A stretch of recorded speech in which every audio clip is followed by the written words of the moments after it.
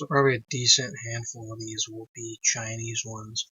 I should have all the Chinese ones, as far as I know, but we'll check just to make 100% sure.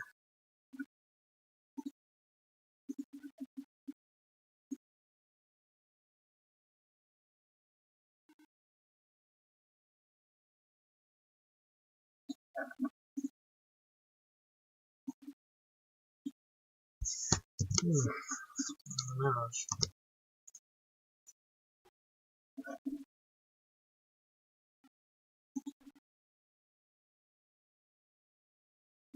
I took these initial ones mainly from Wikipedia, so 4100, an irrelevant difference. As long as it's there, it's there. Well, we got it. So, desert cultures.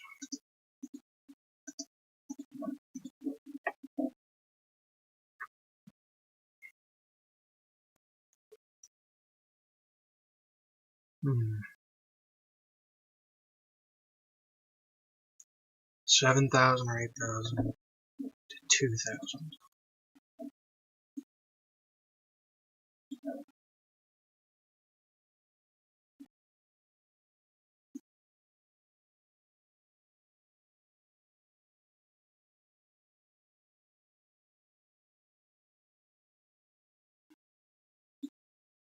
Pretty pottery. Caspian industry.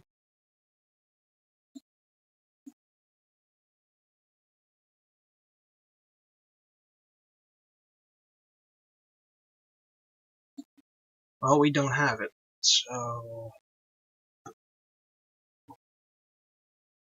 let's see. Yeah. Okay.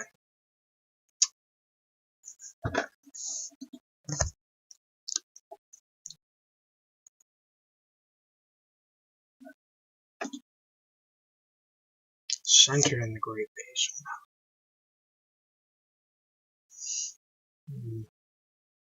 Okay. Well, I guess we'll have to put it there.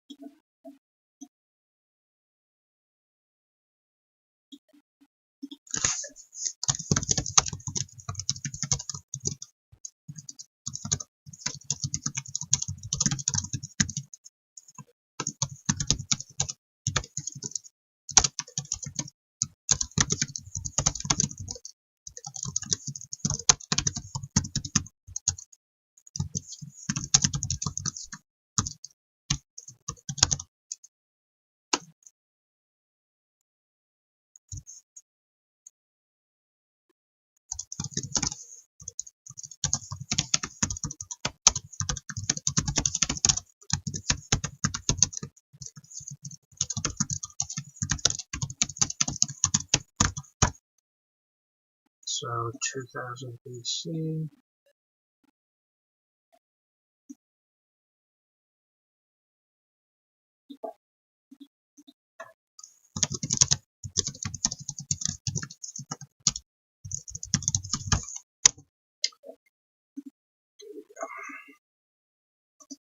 Cochise culture.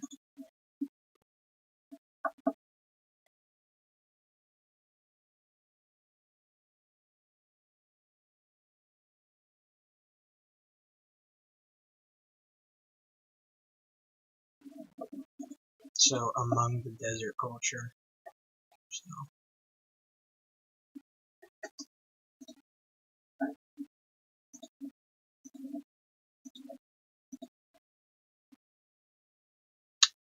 Ooh. Okay.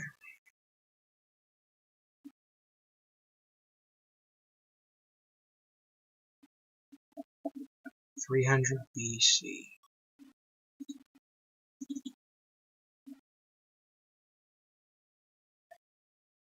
Oh, we're getting into some ones that are further on. So let's head in the Bronze Age stuff. Let's go all the way to 300 BC because we're gonna have ones that are gonna go way further. So let's fill in these notes, and yeah, this is just for this.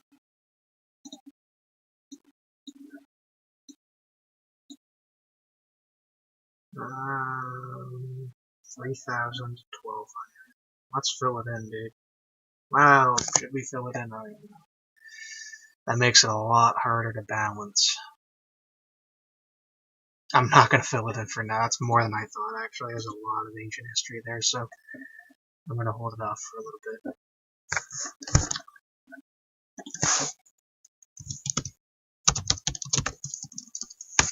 I'll just look on Wikipedia, because this is seeming to imply that it's like 300 BC. And yeah, this says 1000 BC, which is more of what I thought.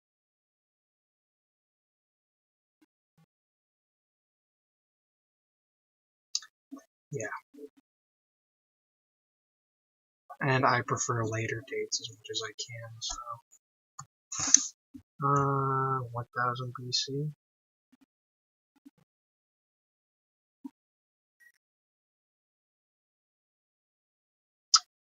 A lot of Italy. Bunch of Italy.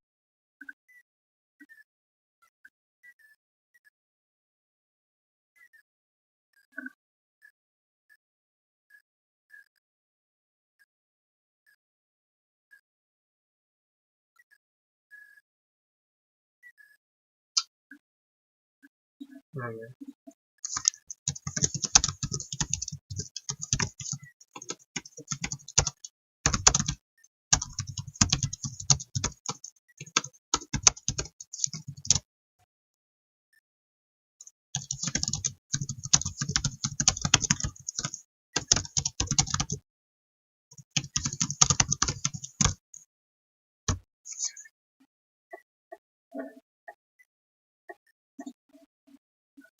And until the 1st century AD. Okay. 1st century AD. 1st century.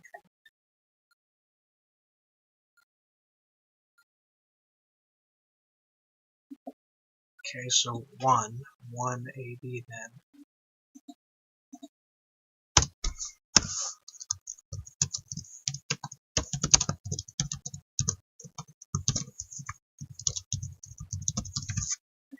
Alright.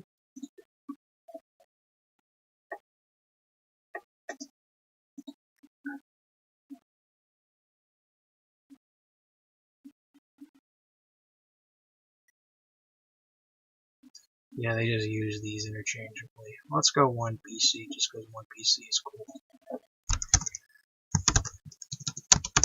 1 BC. 1000 BC and 280. 280, okay.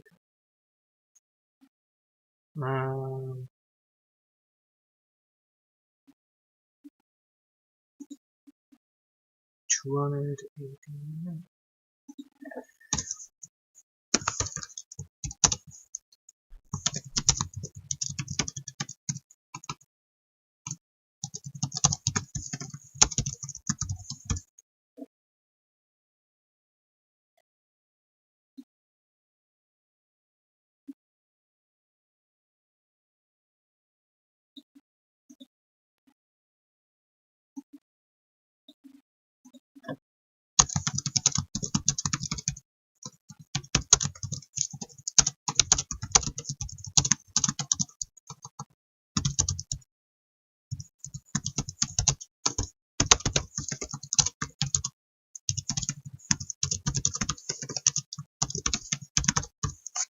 Okay.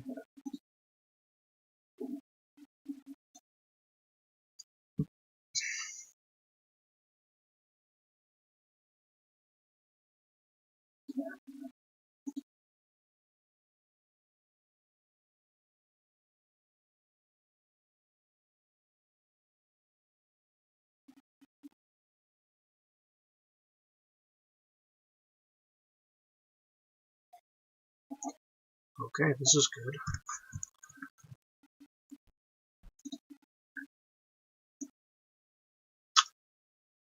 400 BC.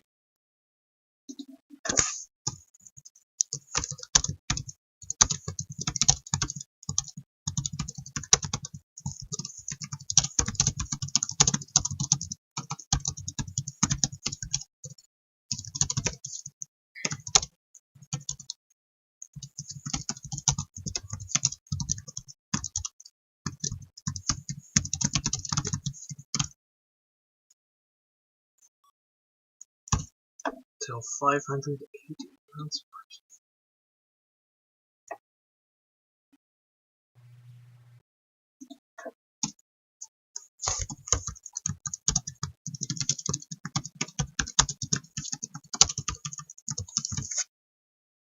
interesting.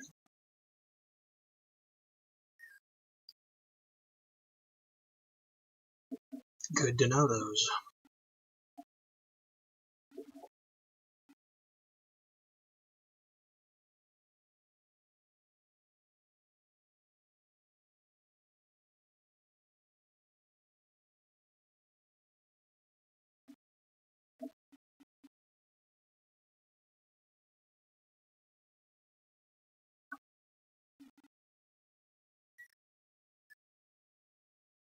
Okay, well, that adds those to the list. So, pretty good.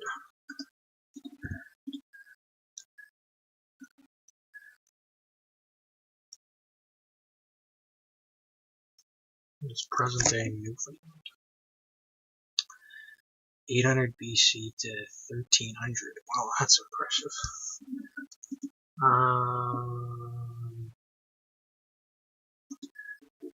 I will border these when I border these, because as of right now, the whole point is just to get them in the notes so we know they exist.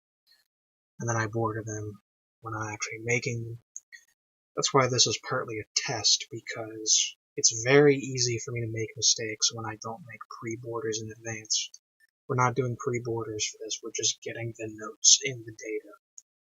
That means that I'm gonna make mistakes, and they're gonna suck when they come, but, you know, that's the whole point, in a certain sense, so.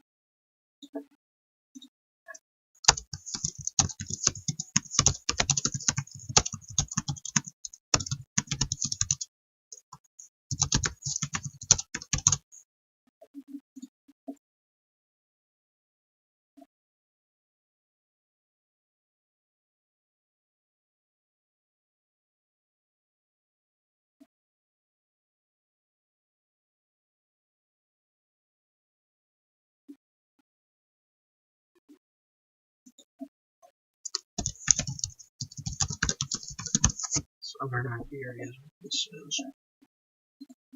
Makes sense.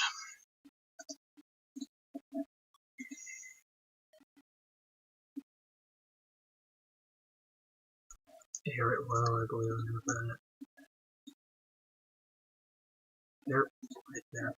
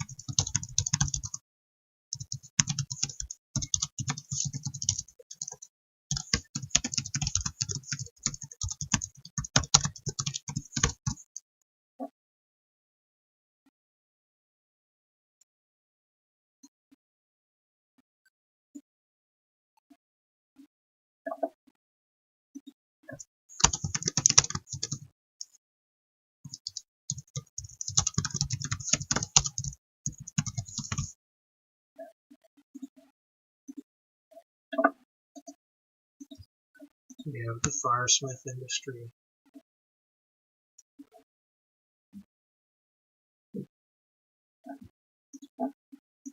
We got that.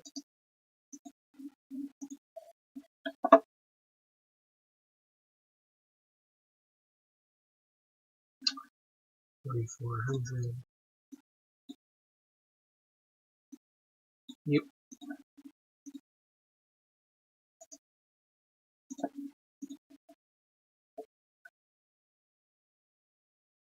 38. Okay, I think I know this for this. Nope.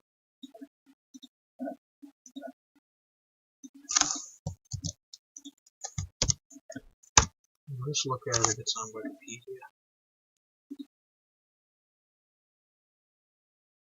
4,400 to 3,500. These are wildly different dates.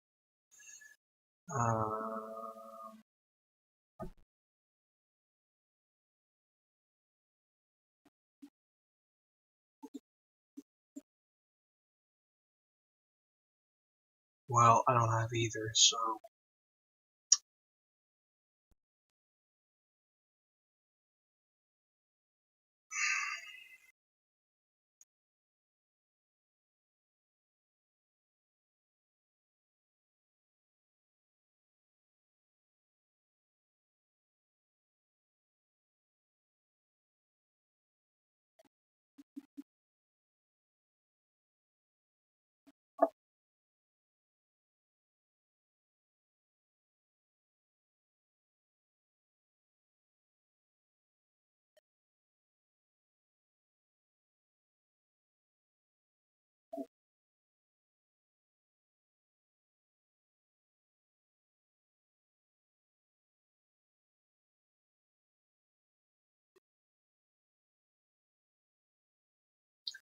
Alright.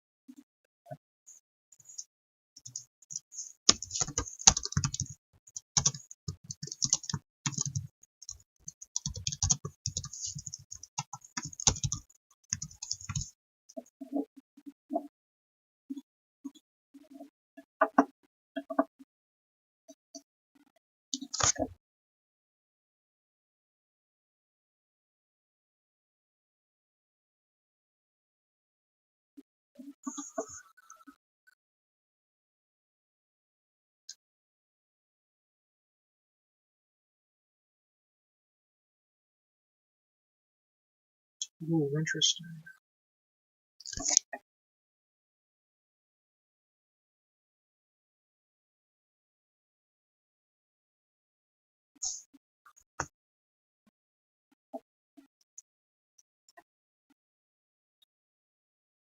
Oh, okay. 200 to 1400.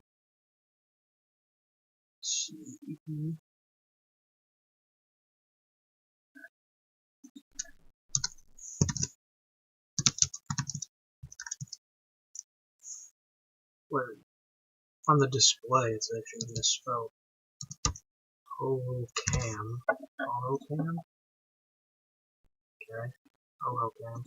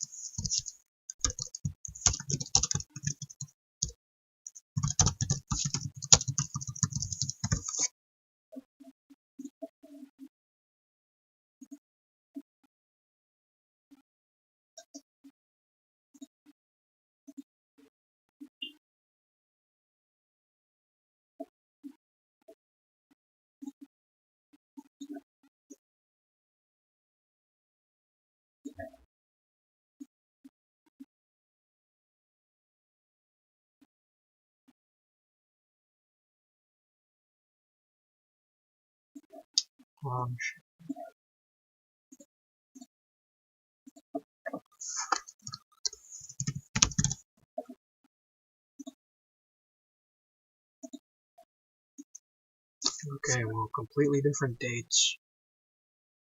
It does not really matter to me. The dates don't matter to me that much. So long as I just have it, that's really all that matters. Ibero Marusian industry.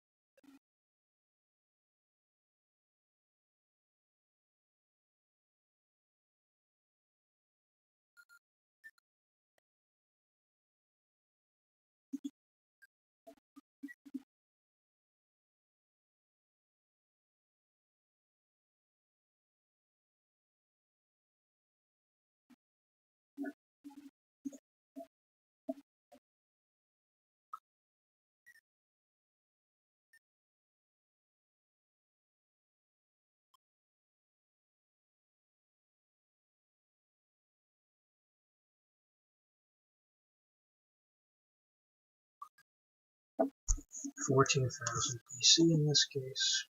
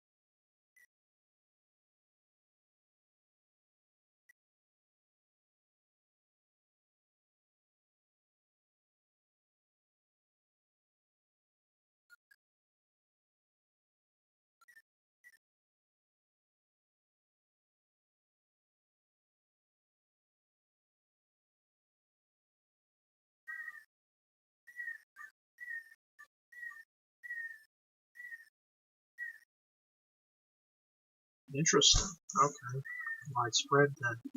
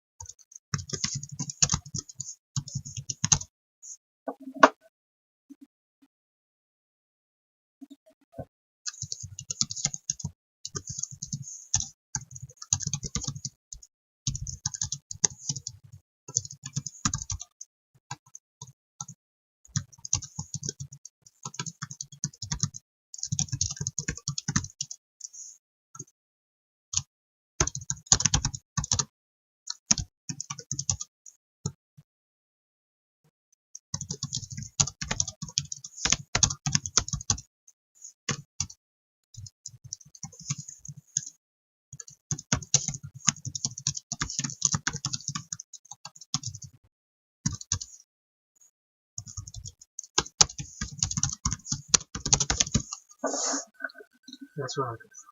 But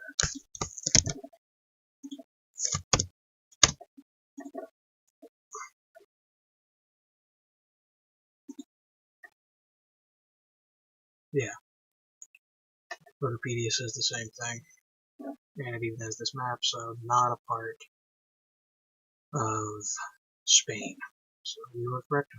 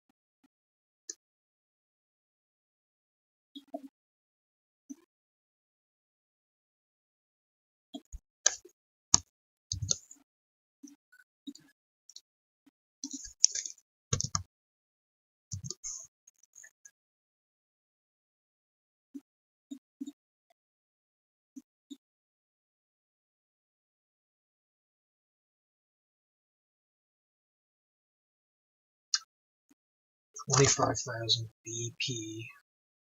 What is that? 25,000.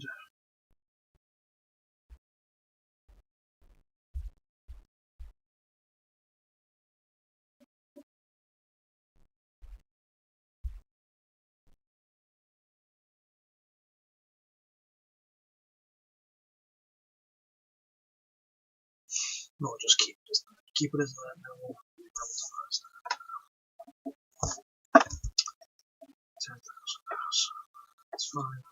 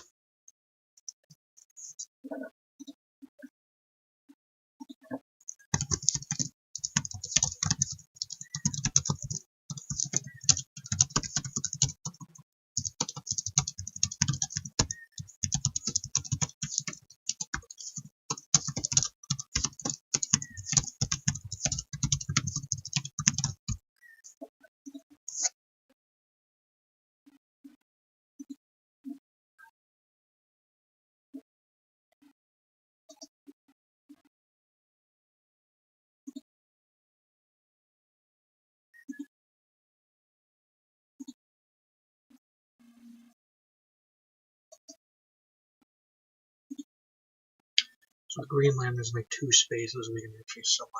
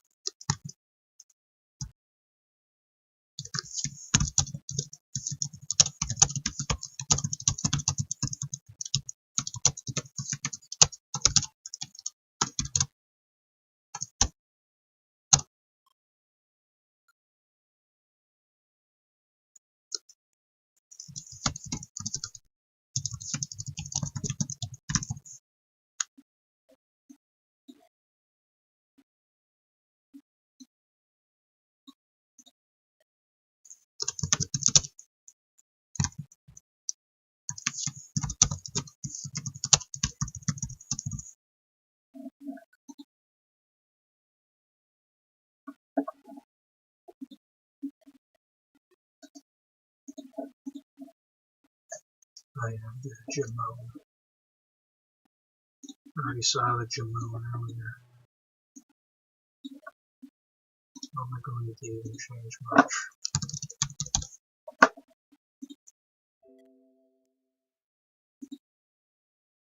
I spell it wrong.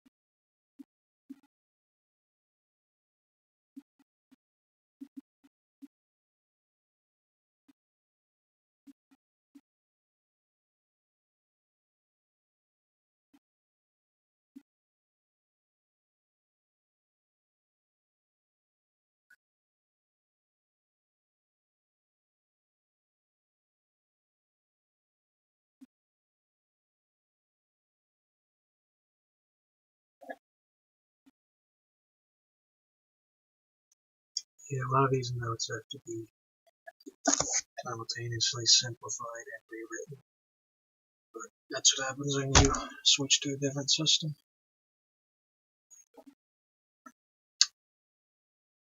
Diego Rago.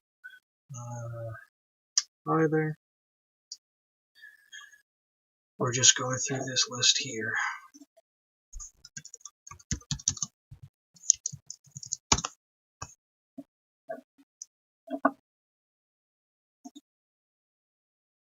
$14. Yeah. That's more of what I thought.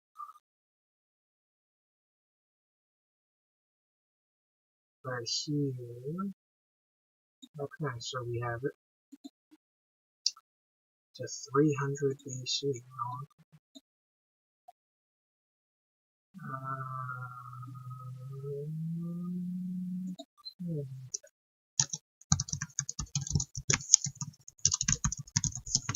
Didn't know that.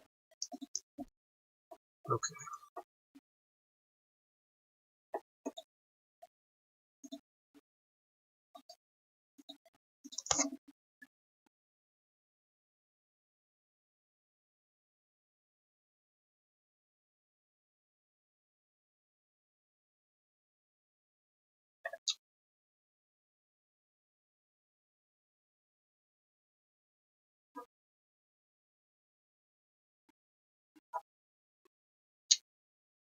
What is your favorite Cold War engagement? Korea, Vietnam, Afghanistan.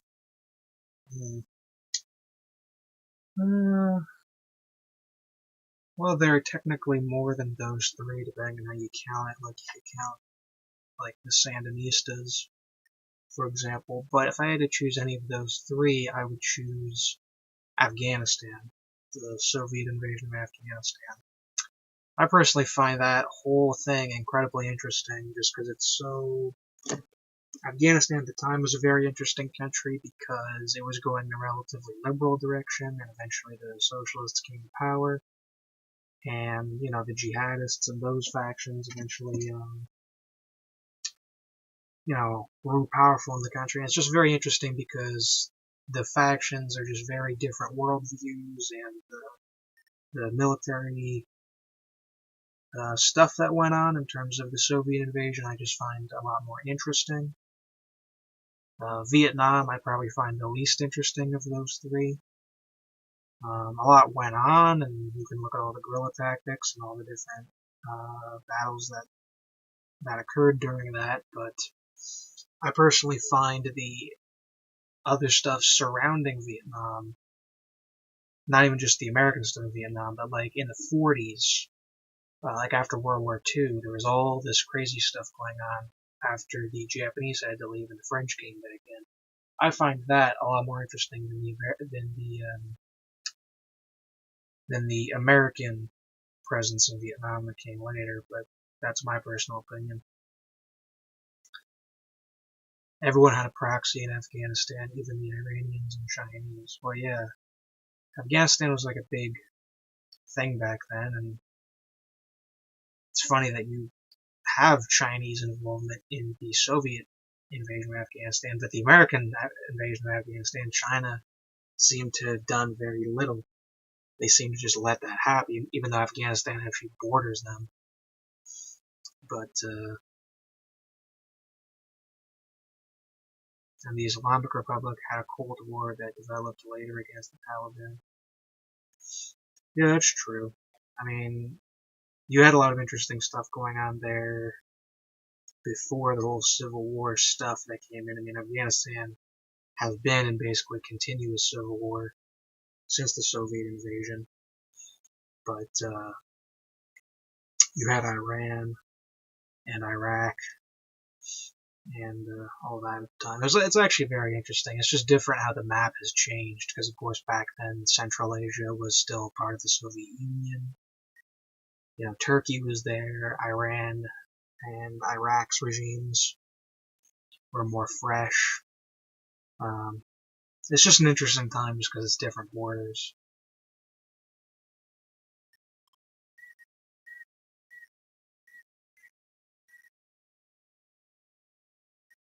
Most Latvians, Estonians, and Lithuanians that served in Afghanistan are seen as a fifth column in their own countries. I wouldn't be too surprised at that because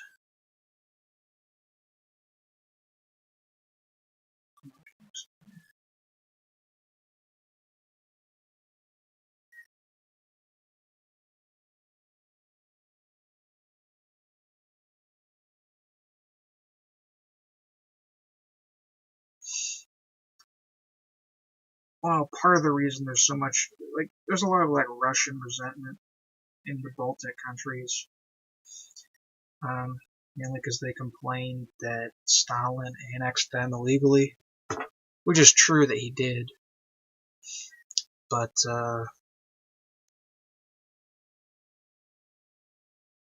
it doesn't really matter because there are plenty of illegal annexations. Moldova was illegally annexed, but they don't complain that Stalin, did something wrong. Romanians like to act like Moldovans don't even exist, and Moldovans are like, well, we're Romanian and we like Romanians, but we exist, so, I don't see anyone who served in the Soviet Union as a traitor. I don't see it like that. If they liked the Soviet Union, then they liked the Soviet Union. There's nothing wrong with that, But, What is the economy of Vietnam nowadays? It's actually pretty good, honestly. It's probably one of the best in Southeast Asia. The birth rate in Vietnam has exploded. Vietnam's population is ginormous. Not as big as Indonesia, but their population boomed. They have a pretty large atheist population, one of the largest in the world. But honestly, pretty good. Even from like 20 years ago, Vietnam is doing way better these days. So I would say Vietnam's doing really good. Out of the Southeast Asian countries, better than Malaysia, better than Thailand, maybe even better than Indonesia, I would say. They're doing really good for themselves. So,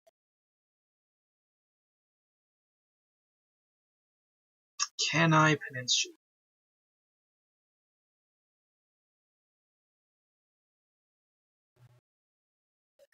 We'll have to look that up later.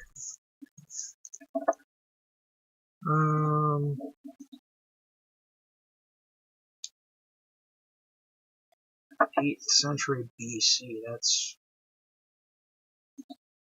beautiful. Let's see.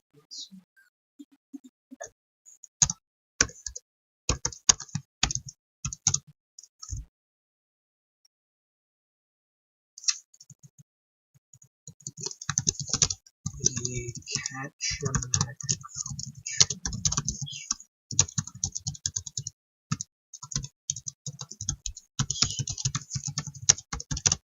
culture Kenai.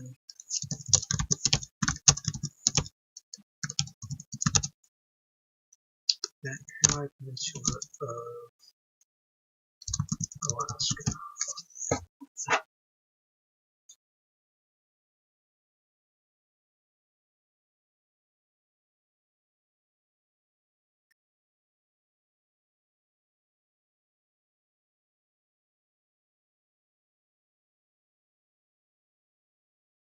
What does Vietnam export?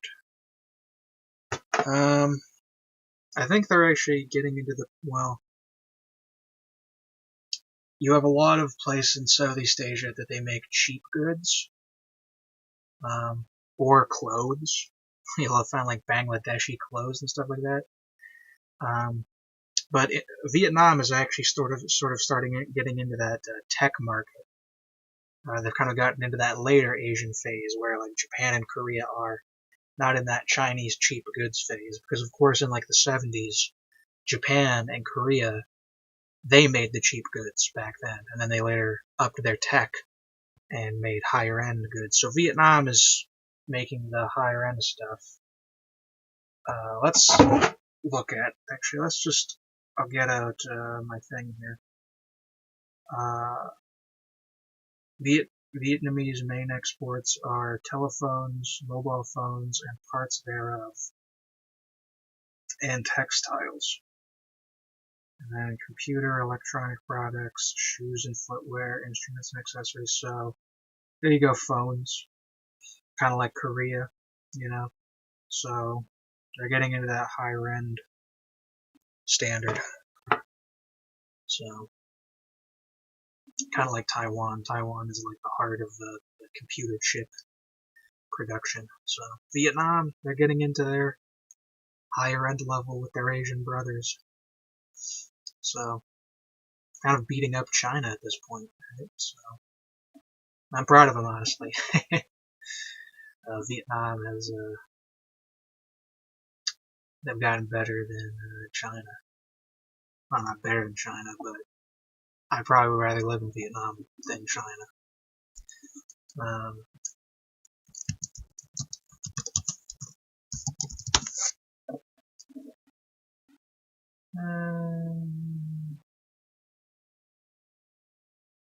Okay, we don't have a Wikipedia article on this, so first phase. What are these phases?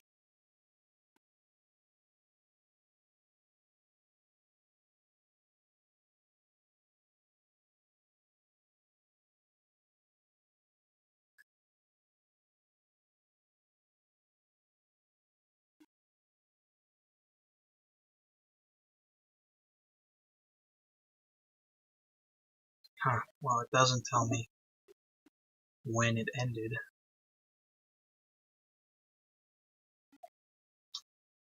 Which sucks.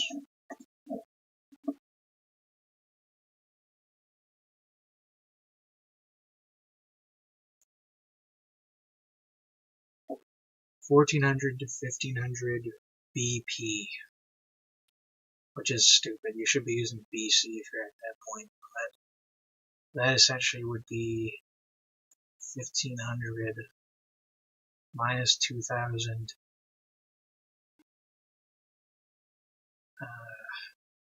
Wait a second.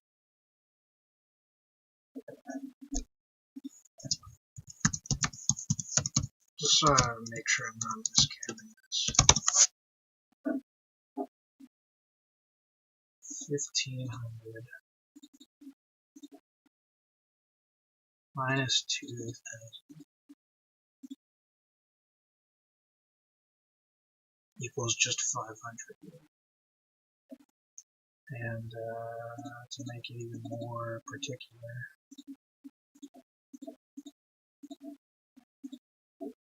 450. So it's either at 480 or 580. I'm going to go 580.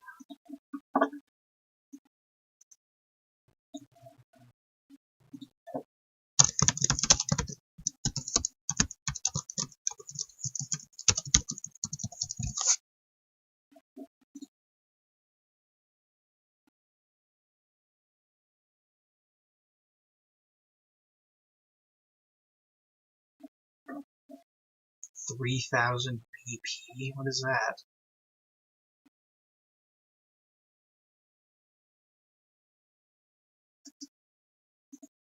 You sure about that? And 800 BC is pretty far back on time. 3,000. I mean, that essentially means 1000 BC. So whether it's, what is it, 800? 8th century BC. So 800 BC or 1000 BC. It doesn't really matter to me. I prefer the Britannica number overall. Yeah. So.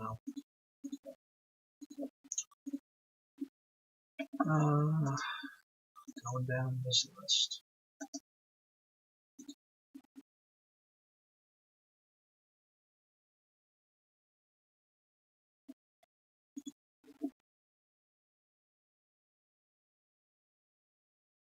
Ooh, interesting.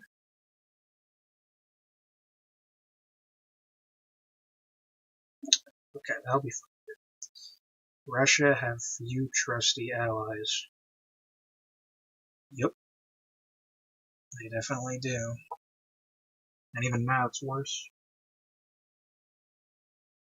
I think Kim Jong-un offered to send like 100,000, 200,000 troops to Ukraine or something. Which, to be honest, would be gigantic. Like, that's an insane amount of troops. North Korea has a larger army than Russia, I believe, actually. Yeah, the North Korean army is around the size of the American army in total. So it actually would be gigantic if he sent troops there. So Putin should accept that, to be honest. Then you have Belarus and all these other little mini puppet countries that Russia has tried to aid on their borders, but all the actual important countries all hate Russia now. Poland and the Baltics and all that. And Ukraine hates Russia more than anyone now. Russia had a chance with Ukraine, but that's done. So yeah, Russia, honestly, I've said this before when people ask me, I think Russia at this point is in a very weak position. Their allies are all weak. They're out of allies. Their economy sucks. Their economy is like $1 trillion. Like, Canada and Korea have richer economies. Russia is just very weak now, honestly. It's pretty embarrassing looking at Russia. So.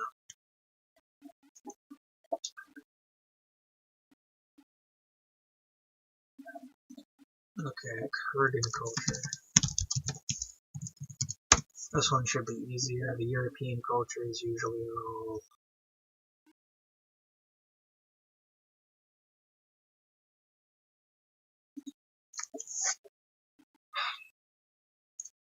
way easier to find.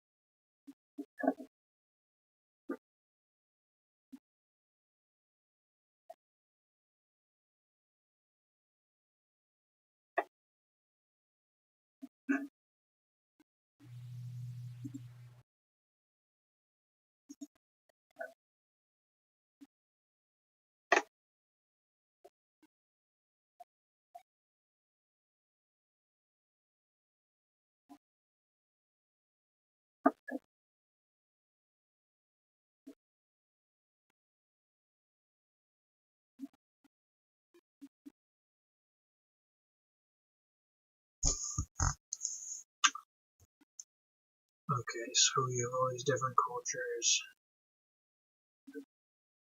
and they'll come together.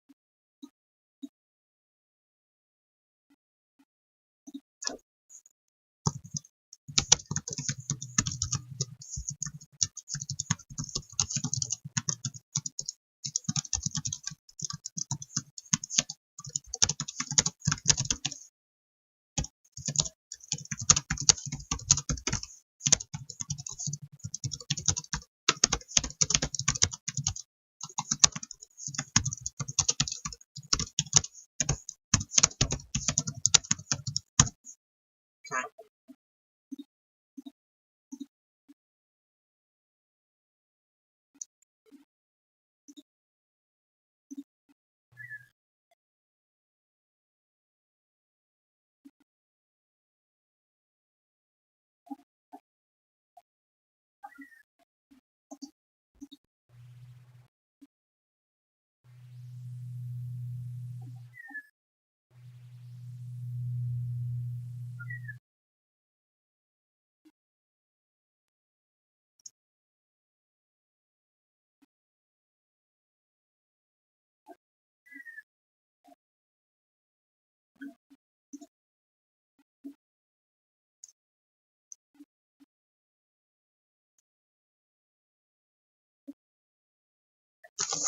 This is what I'm afraid of. What I'm afraid of is just this list of all these different European cultures. There's so many of them. That's what I am not looking forward to. Because that's what we're going to have to do after this, and then after the list later, it's going to be so much. So much.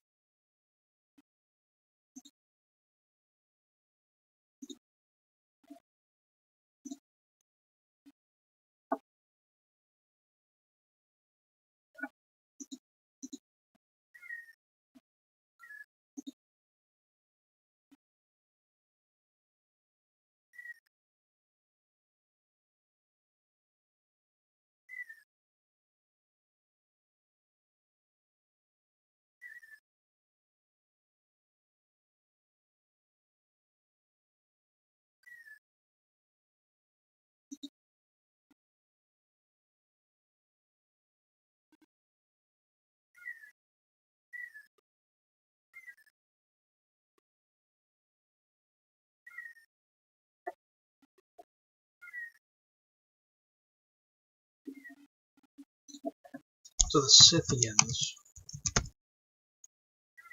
replace the Kurgans, is what I can see. Which makes sense, but we need a date for the Scythians.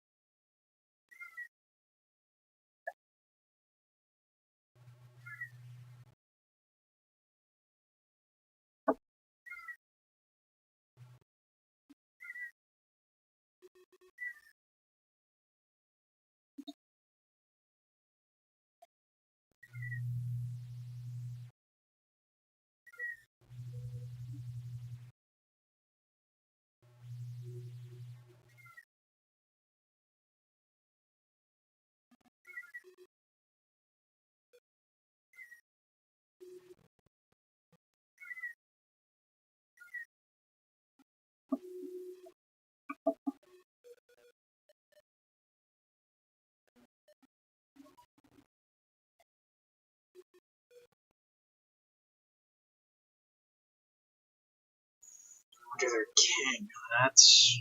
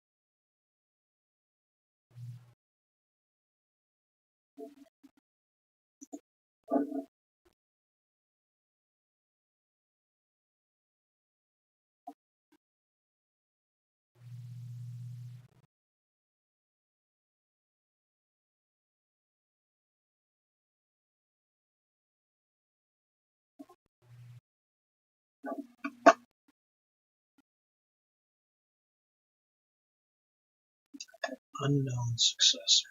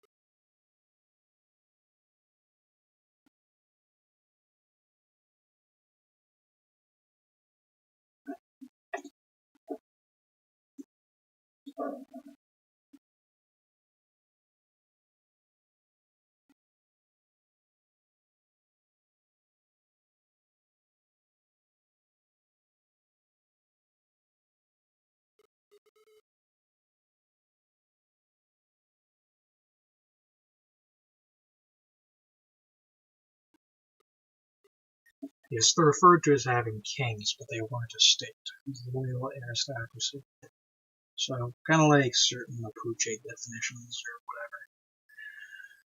whatever. They're just groups who I don't define as being a state, like the Comanche. They are not a state. So the Scythians also aren't a state under this definition. But, yeah.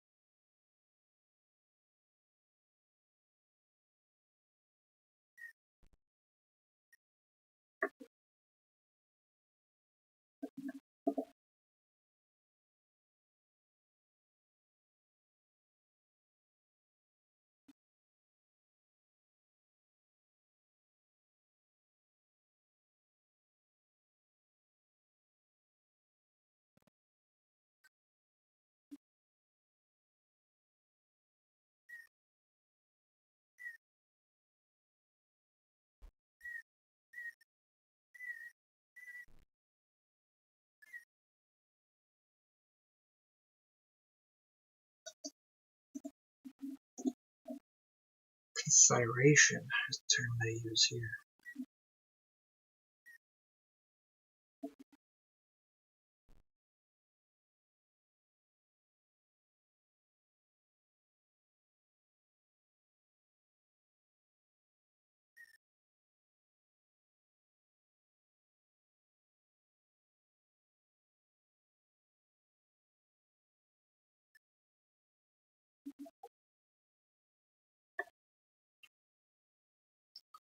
The only countries Russia may trust are Belarus, Serbia, India, and Vietnam. Nicaragua used to be trustworthy, but now they are more Chinese per se. Well, Nicaragua was one of the countries that didn't recognize China for a while, and they eventually did. Belarus, Serbia, India, and Vietnam. Yeah, that's about the list. I mean, you can maybe add in the Central Asian countries and Armenia, and that's about it. Not that many countries. You look at America and China, and they have way more countries in the world who are favorable to them. Russia is basically a pariah state at this point. It's pretty embarrassing.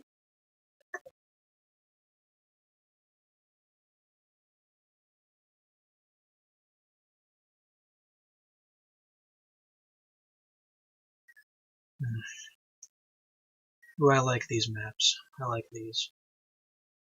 Because it's not even just advanced cultures, it shows more of a... shows where the urban stuff is. Well, I don't know what the Greeks are. The Greeks are like green or whatever, but pretty cool. Pretty cool.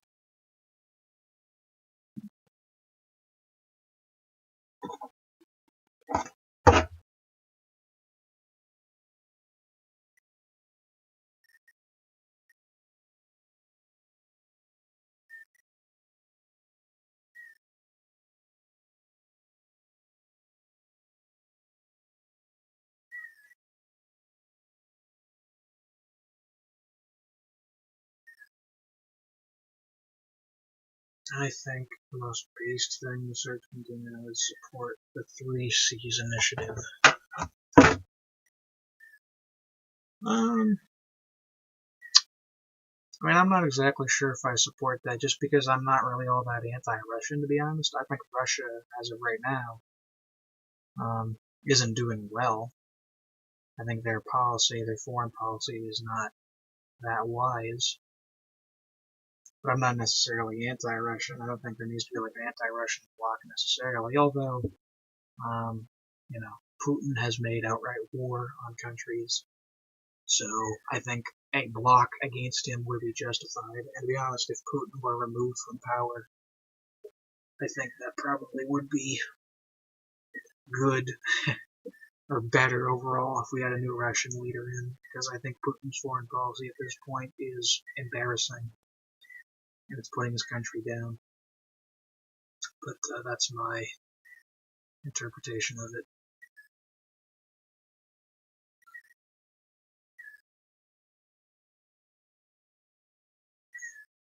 Interesting borders. Interesting borders.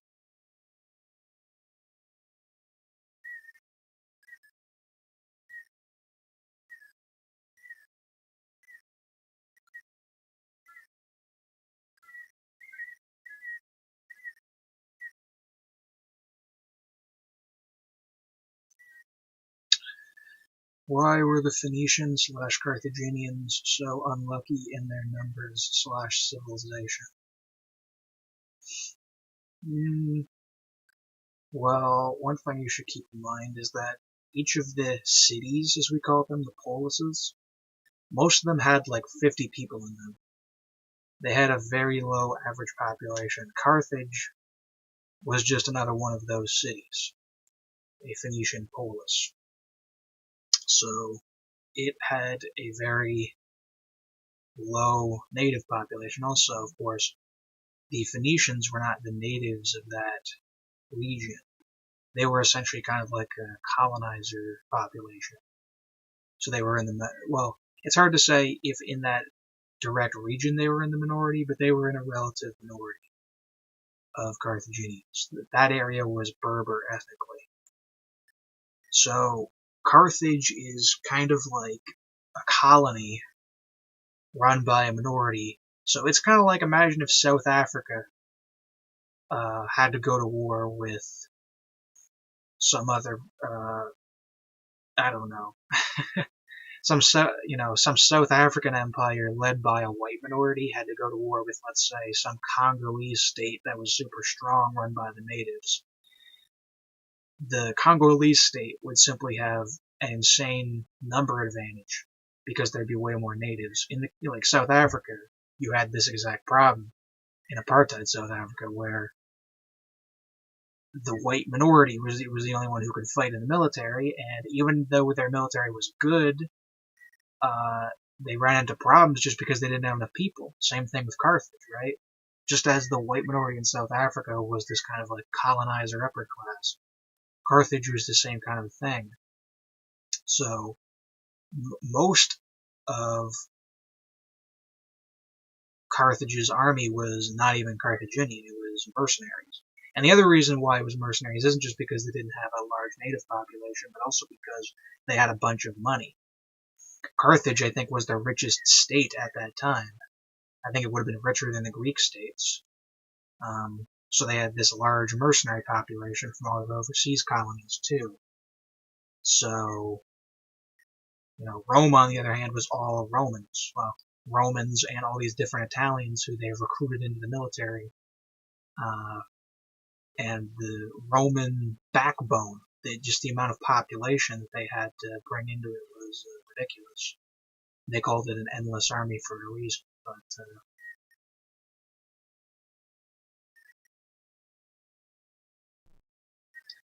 I mean, they were almost always sticked for one Canaanite tribe, while their opponents, the Westerners, made a coalition of pre-Indo-Europeans, Minoans, etc., Indo-European tribes and other ethnicities. All of this while the Phoenicians were just one of many Canaanite tribes. The Avian Hebrews and other Canaanites didn't aid them in the Mediterranean. Well, this is sort of true, but it's not like the Greeks and the Romans were like allies at that time. Greek culture was very predominant in Roman culture, but they weren't really allies. Rome had to basically take over Greece by puppeting it and then eventually annexing it. And they had to take over the Italiotes in southern Italy and Sicily and all that. So Rome went to war with Greece just as much as they went to war with Carthage. But when you say the Phoenicians were only one Canaanite tribe, that's also kind of wrong, because the Phoenicians mostly were made up of like 6 cities. Byblos, Tyre, and then 4 other ones I can't remember the name of right now. And those 6 cities are what we usually call the Phoenicians. And they settled all these other places in the Western Mediterranean, all this and that. So you had inter-conflict among the Phoenicians themselves. Not even just the Phoenicians against the Hebrews or against, whoever else. I don't think the Mariots would be considered Canaanite, but whatever, right? The Greeks, same thing. We say the Greeks as a collective, but the Greeks very little actually fought together. They fought together under Alexander the Great because he puppeted the whole area. But after that, and before that, the Greeks never fought together really, other for very unique circumstances. So the Phoenicians, just as a population, were way lower because they were one Canaanite group, and even then they were a splintered Canaanite group, just as the Greeks were, and essentially the Romans. The Romans themselves technically were only from the city of Rome at the time. Only people living in the city of Rome were Romans. The Italians of the Federati were not citizens until you had the Brothers' War. The Brothers' War is what gave all the Italians Roman citizenship at that time. And that happened, by the time that happened, Carthage had already fallen to Rome. So, but Greeks included many Indo-Europeans, some Paleo-Balkans, and other Indo-Europeans likely from Anatolia that weren't originally Hellenic, and even other non-Indo-Europeans that lived in the Aegean. Well, yes and no. When you say that, then here's the thing. Carthaginian is basically a different ethnicity from Phoenician, if we want to be technical about it, because they had mixed heavily with the Berbers. And then there were also these other Phoenician settlers all in southern Iberia and Tripolitania and Cyprus and all of that.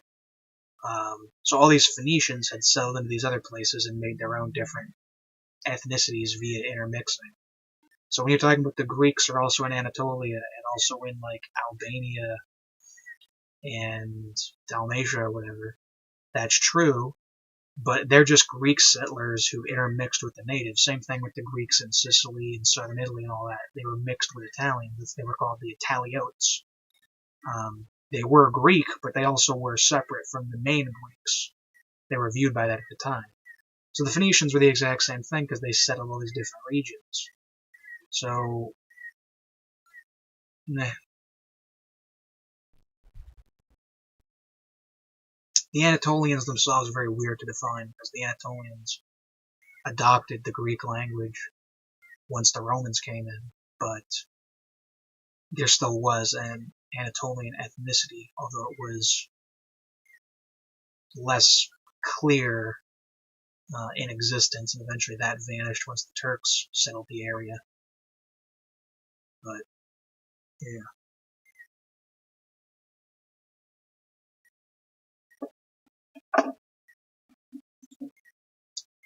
Okay, so the Scythians, I hate when they use the term confederation, because that implies some form of government.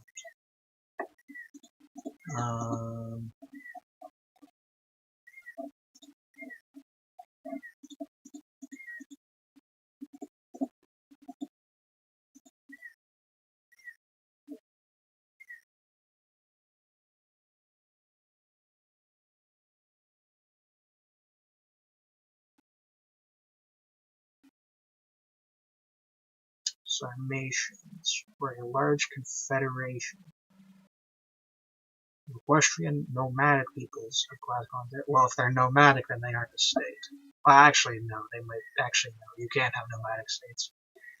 I hate this.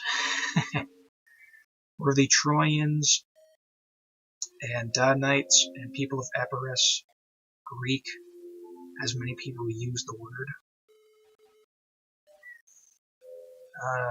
Epirus, I think, is more easy to say was Greek than to say people from Troy were. But overall, I would call them Greek.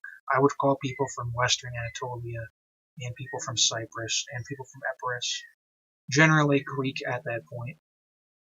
I would. but they obviously were areas settled by the Greeks. Just as we say that the Carthaginians were Phoenician, they were a settler population, so generally, yeah, they were, but also there's sort of a subtlety there. At the time, they were viewed as Greek, but they were viewed as sort of different. Although the nature of the people living in Troy exactly is very unclear, because for a long time we thought Troy was literally a myth. So the exact ethnicity of the people in Troy is questionable, but it probably was a mix of Greek and Anatolians, considering the location of it. Because we do know, well, roughly by the time Troy fell, we know that Greeks definitely were living in the west coast of Anatolia. They had been living there for roughly like 2,000 years before that in terms of rough settlement. So they had plenty of cities there at that point. So I would say generally they were Greek, or at least there were Greeks there. So that's what I can say about that.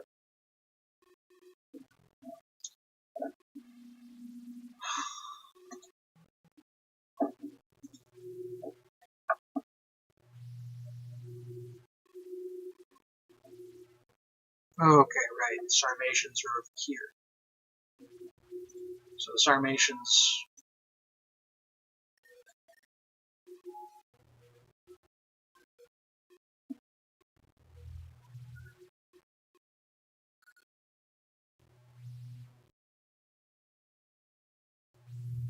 Yeah. Okay. Everything that I know indicated that they were advanced cultures, and that fits that definition as well. So Scythians, that's all good.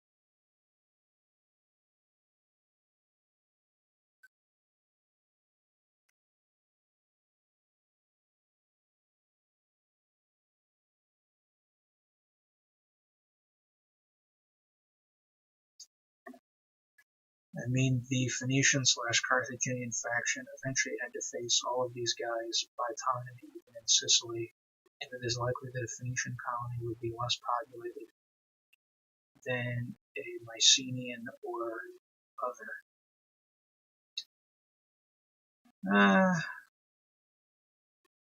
Well, the Mycenaeans basically were only in modern Greece for the most part. Some estimate that they were in western Anatolia, but that was it.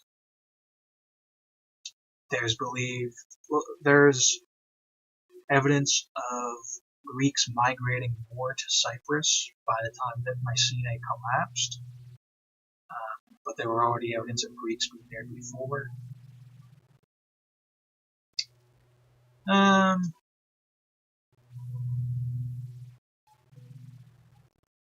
And the thing is, like, the Greek colonies weren't that much more populated than the Phoenician colonies. They were settled by separate Greek cities, mainly like Sparta, Euboea.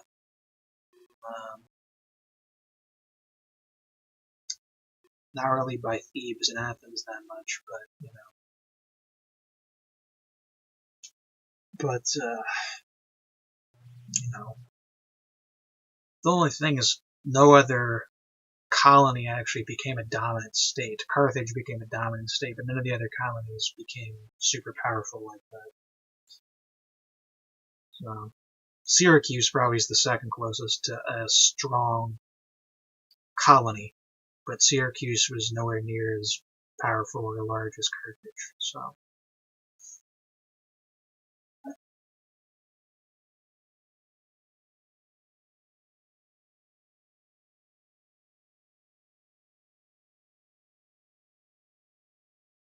even in the Bronze Age collapse, a single, likely pre-Indo-European group, Hellenic peoples held a big territory of the coast of Canaan and were the elite ruling class. Well, we've concluded that the Philistines likely were Greek at this point, but not everyone there was like under a Greek ruling class. The Jews probably were ruled by natives. The Egyptians, well, the Egyptians were still around and ruled by their own, but which makes me believe that the Greeks always had a lot more numbers than the unlucky Phoenicians. Well, the thing is, there should be no doubt that the Greeks had a larger population, because the Phoenicians are like 6 cities. 6 cities, and then we're talking compared to the entire peninsula and thousands of islands of Greece. So Greece is just a way larger place. So, of course, Greece had more people. It's not really that surprising. Of course, at the time, the Hittite Empire, Egypt, Assyria, Babylon had way more people than Phoenicia or Greece did. So they settled all these places, but the places that had the people were the urban land civilizations in the Middle East proper. So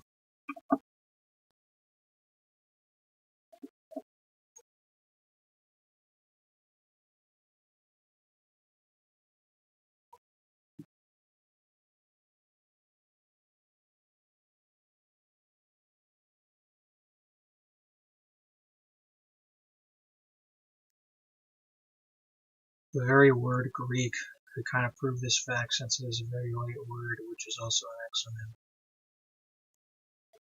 Well, Greek is just what the Romans called the Hellenes. They call themselves Hellenes, but the Romans called them, Greeks. So that's where the term comes from.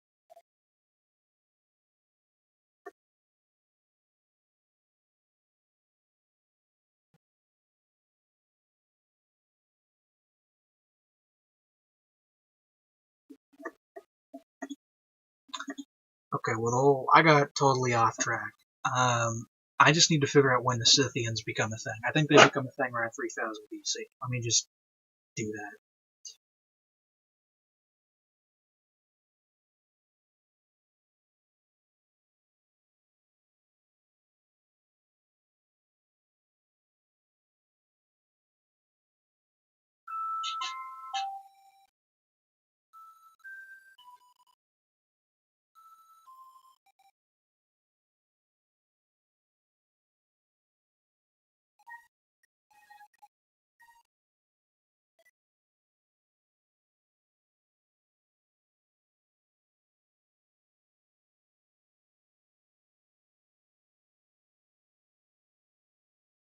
Hmm.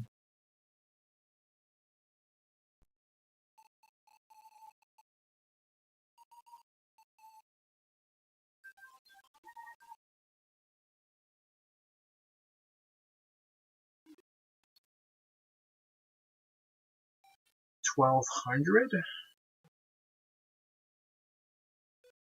Okay.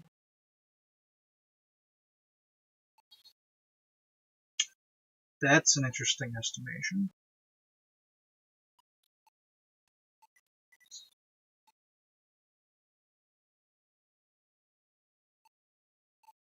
I wouldn't mind using that estimation.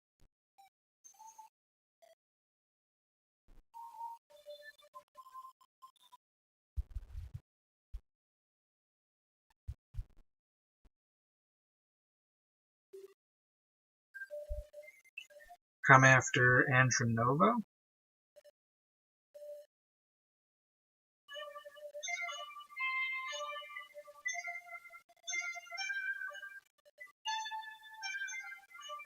Perhaps.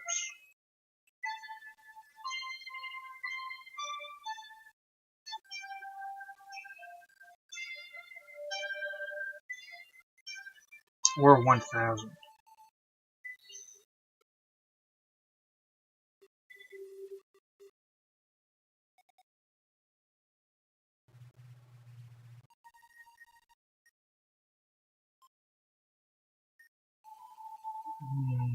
Okay, let's just look at Andronovo then.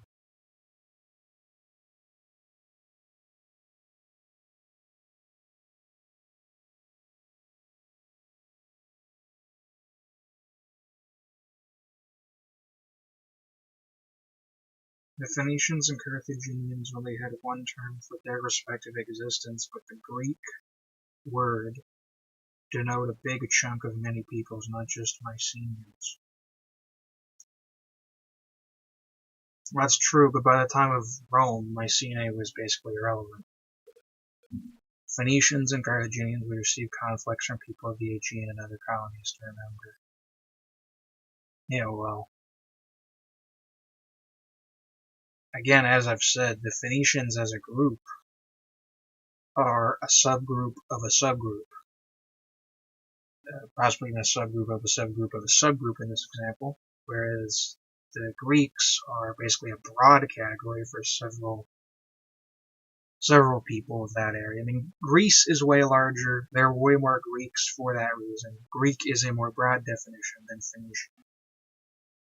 You know, so yeah, there were more Greeks than there were Phoenicians. Although the Greeks never ended up beating the Phoenicians. It was the Romans who ended up beating them, and the Romans had way more people. So,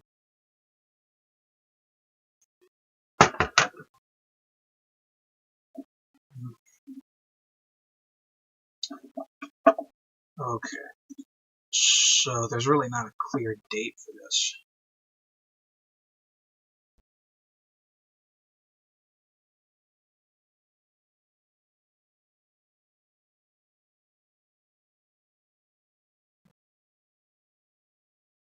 Yeah, I never knew. Let's just remember.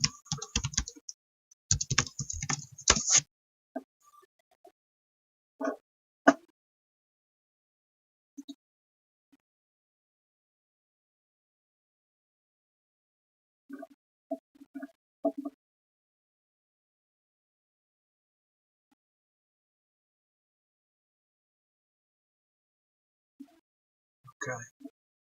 1450 BC.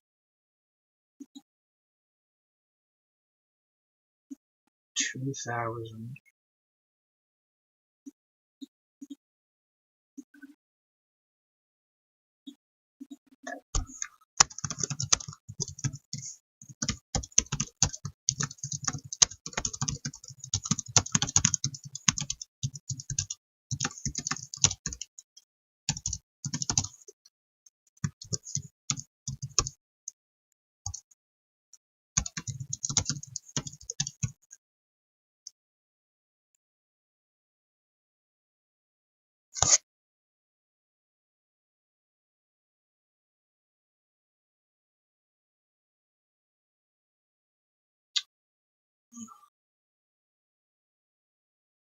Okay, Jordanus GFX plugging himself again. Alright. I appreciate it, buddy, but yeah.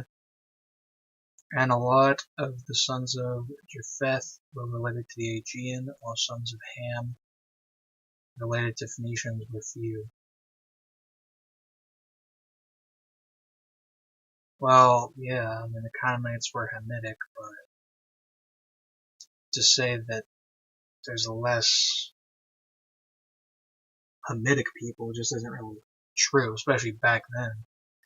There were way more people living in Babylonia and Assyria and all that.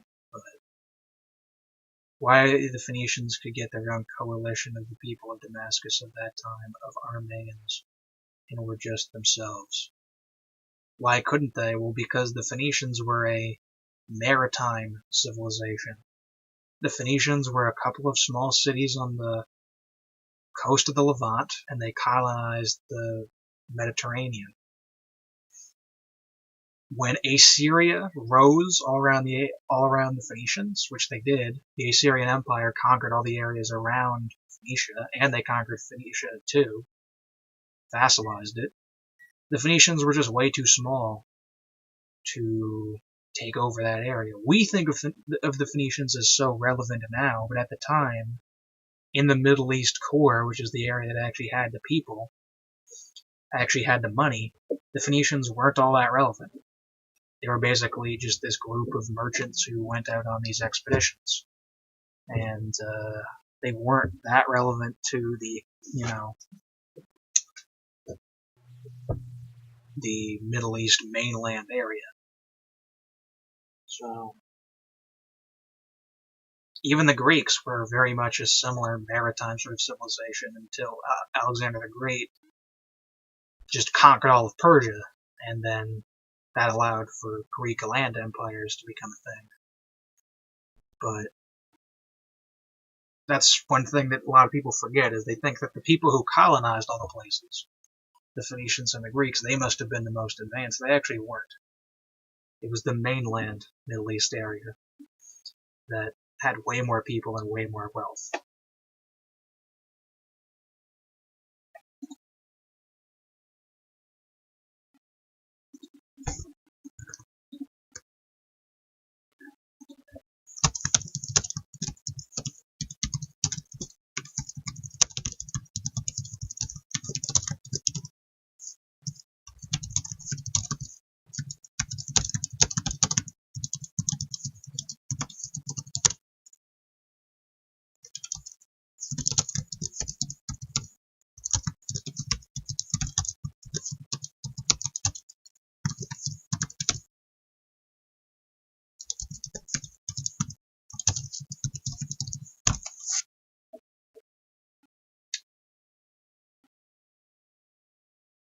Okay, and then eventually the Sarmatians are going to surpass the Scythians.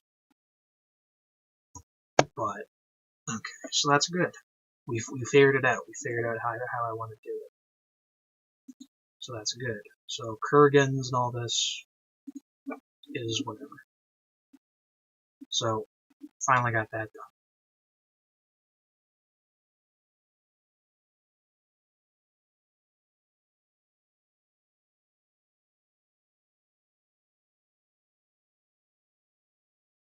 Oh, okay.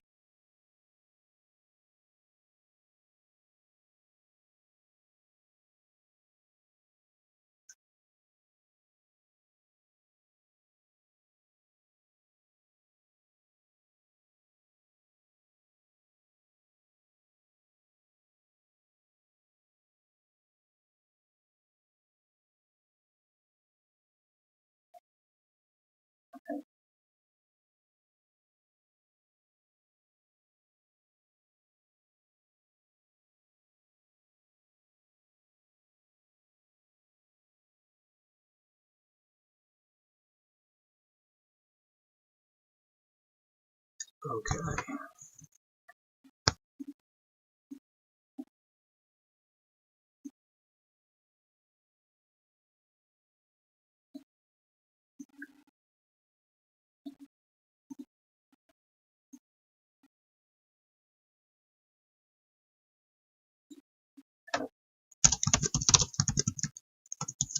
European culture.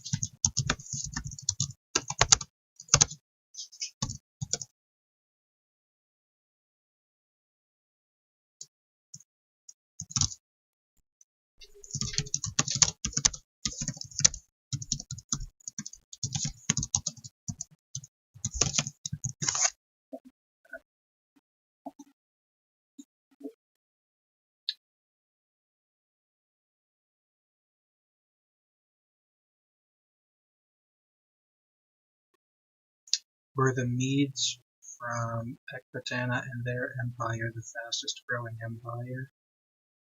They conquered Afghanistan very quickly and easily, apparently. But a few documents say that, and that wasn't quite like that. Yeah, well, the Medes conquered roughly like half of Afghanistan, and then the Persians, or the Achaemenids, when they took over the Median Empire, conquered the rest of Afghanistan. It's hard to say why exactly, because Afghanistan had been unconquered prior to that. But I think it's probably just a matter of they were very well known for their cavalry. Afghanistan was not an urbanized place at all at the time. So I'm willing to bet that's the reason why they expanded so much. Also, they basically expanded into all the unsettled regions outside of, like, Urartu and Babylonia and all that. So they basically conquered all of the non-urban land. And they never conquered Babylonia or Lydia, but the Achaemenids conquered Media, and then they conquered Babylonia, Lydia, and Egypt. And that's how they became such a giant empire, because you essentially had 4 big empires at that time. And the Achaemenids conquered all 4 of them, and then, they held that whole area. So, were they the fastest growing empire at that time? Well, yeah, they were the fastest growing empire. But they also ate up all of the least developed land. So, sometimes the Medes are considered, like, semi-barbaric or something like that, which, no, I definitely would not say they are. They should be classed in the same definition that the Persians were, or the Achaemenids were. They should be given respect just as much as Babylonia or Lydia or whatever, in my opinion. So.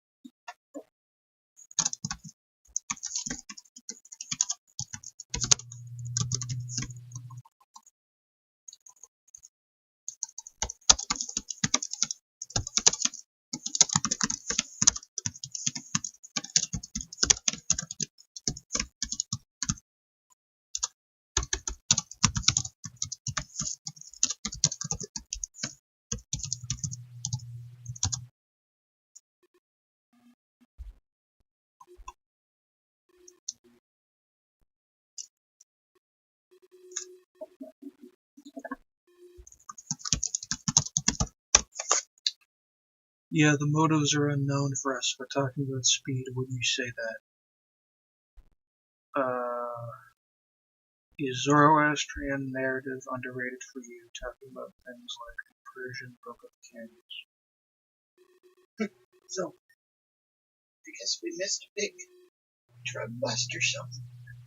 It's over the street where we can't get to, behind the co-op, sort of. There's helicopters and like 30 SWAT guys and cops everywhere. And I kept hearing something. It sounds like a helicopter. Nah, it must be a lawnmower. It sounds like a helicopter, but it's not like going, it's not moving. I thought, maybe it's this guy across the way. He has lots of tools. No, it was a helicopter.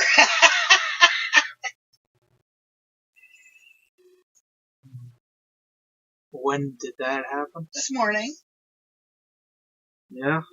I remember seeing something there that was close, so that might have actually been it. That might have been that cop helicopter. Yeah.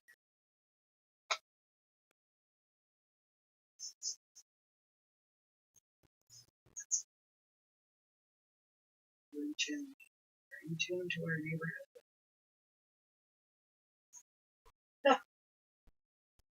Well, he's not the guys.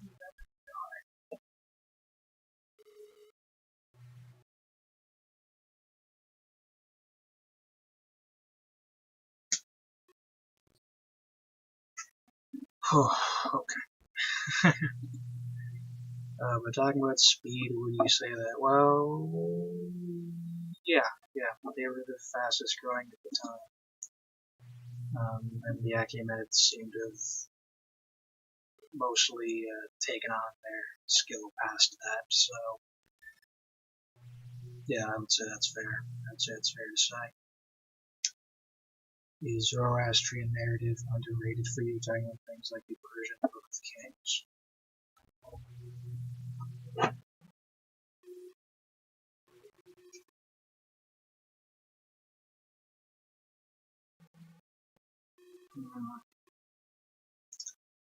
Depends on what you mean by narrative.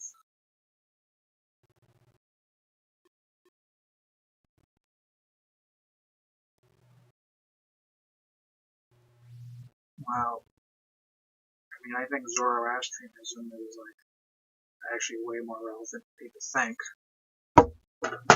I'm one of the people who thinks that Jewish and Christian apocalypticism basically came from Zoroastrianism, which means that the whole idea of hell comes from Zoroastrianism. So if you mean a narrative in that way, then yeah, I think it's actually insanely relevant. But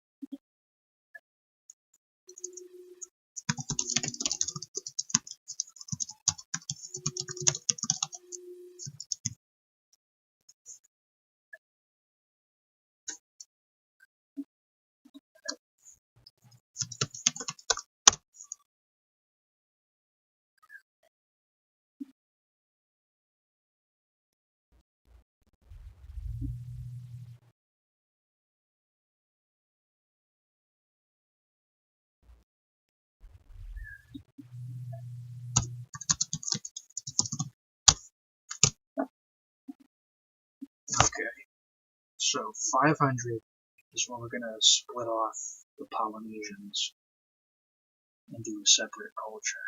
Okay, that's pretty good. I'm good with that.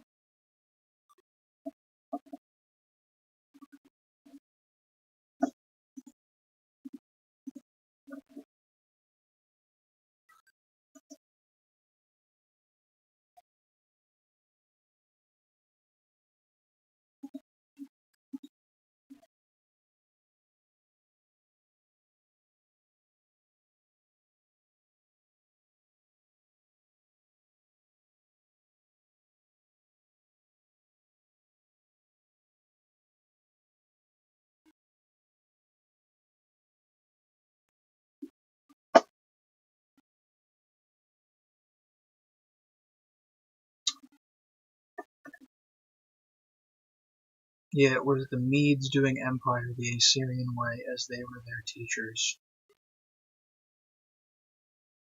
Yeah, you could say that. The Medes migrated in earlier than the Persians by a little bit. And, I mean, in terms of expansion, the ones who expanded the most at the time definitely were the Assyrians and the Medians. The Babylonians didn't really expand that much. They basically just ate up all of Assyria's former land for the most part. So, that's true, that's a good point. And to be honest, those countries at the time were very, they're very relevant for looking at in terms of, empire and all that stuff, which is kind of underrated.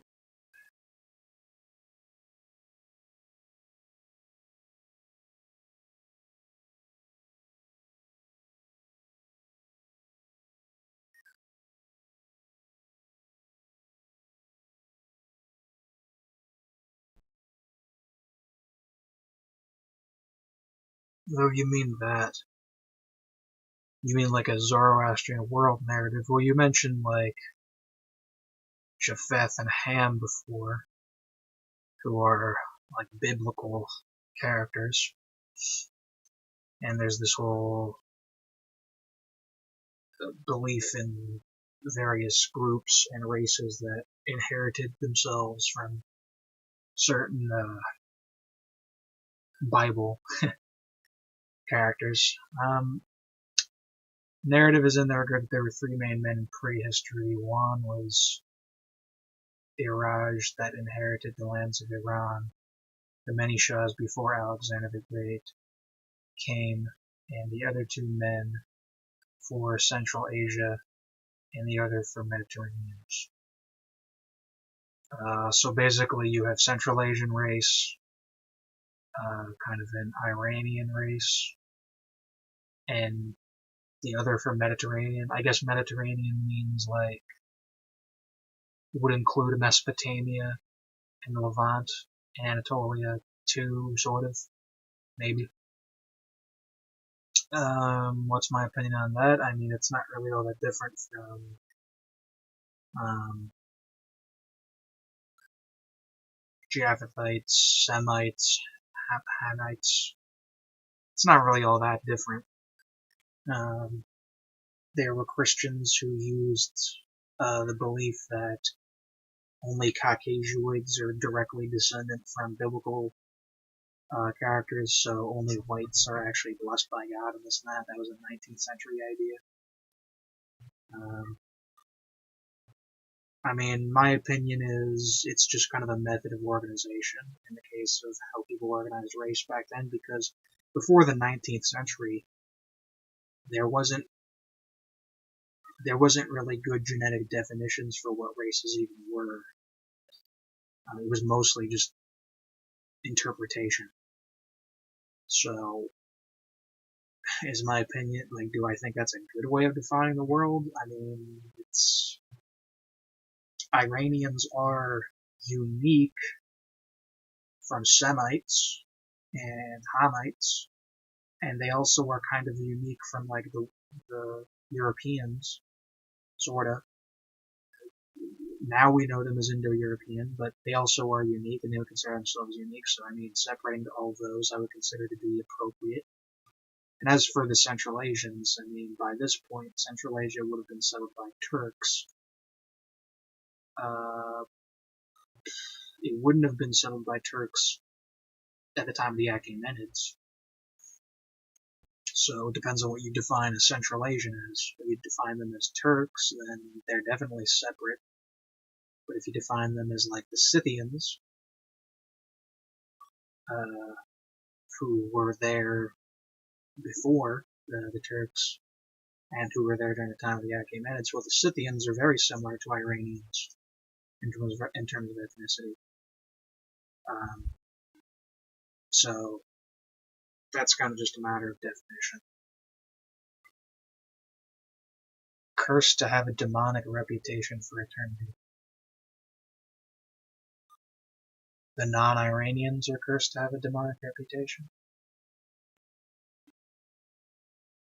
I suppose so. In the eyes of a Zoroastrian.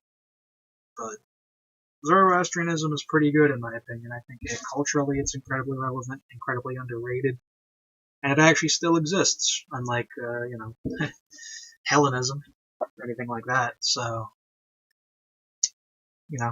I think Zoroastrianism is very worth respect, actually.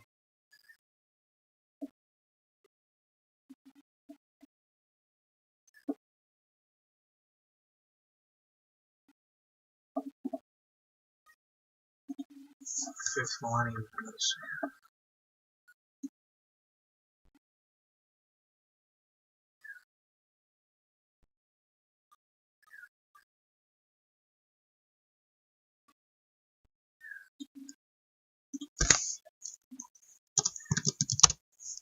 Wait a second. Boyan.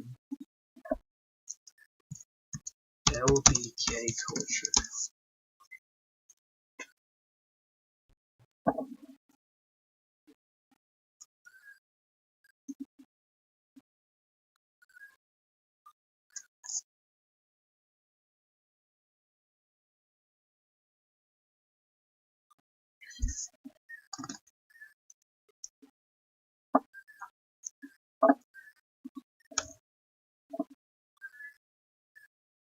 What's LPC?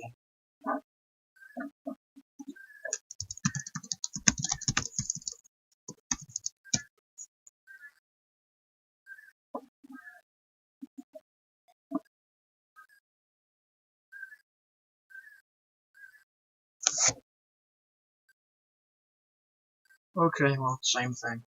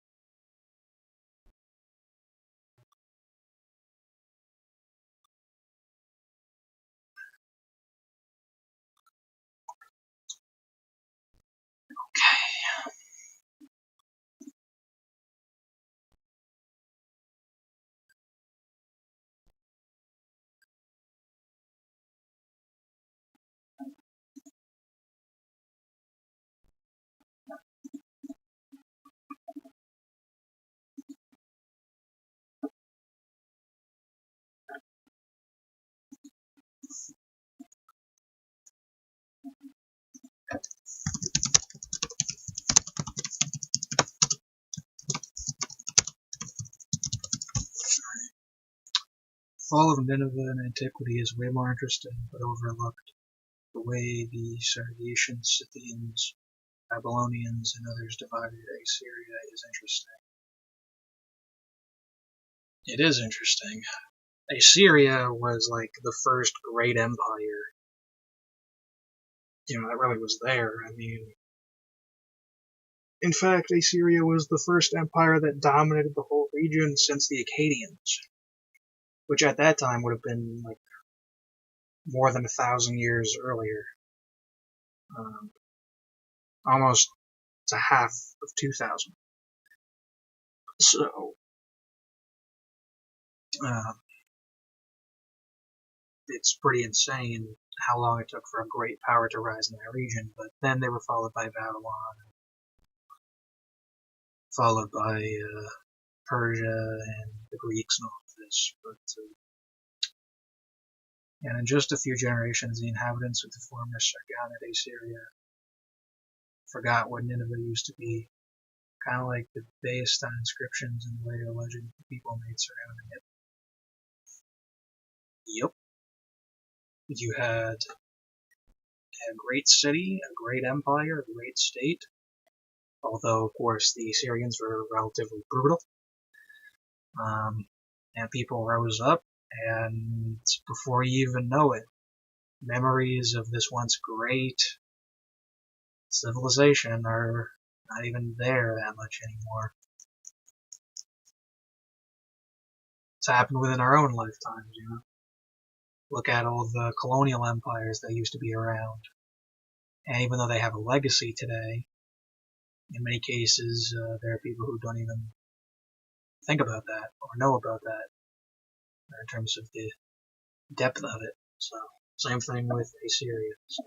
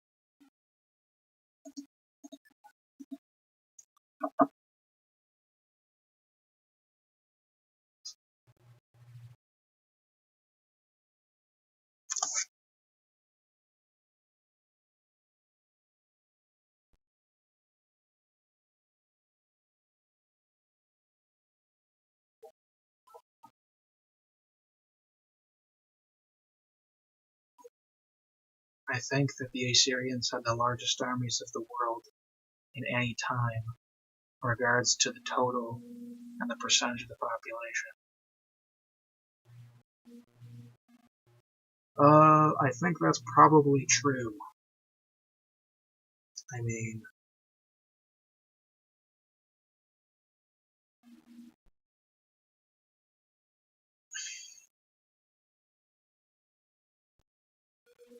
you have examples where it's kind of hard to say, like, for example, Nazi Germany.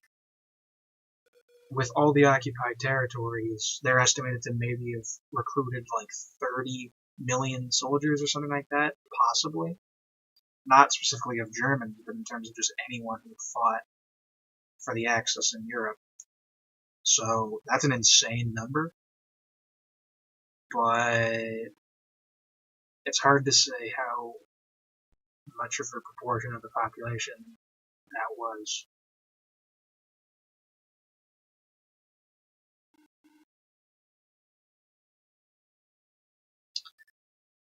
And even in terms of civil war, one army of an Assyrian king facing another would never be matched by any other people that weren't Assyrian. Yeah, it's true.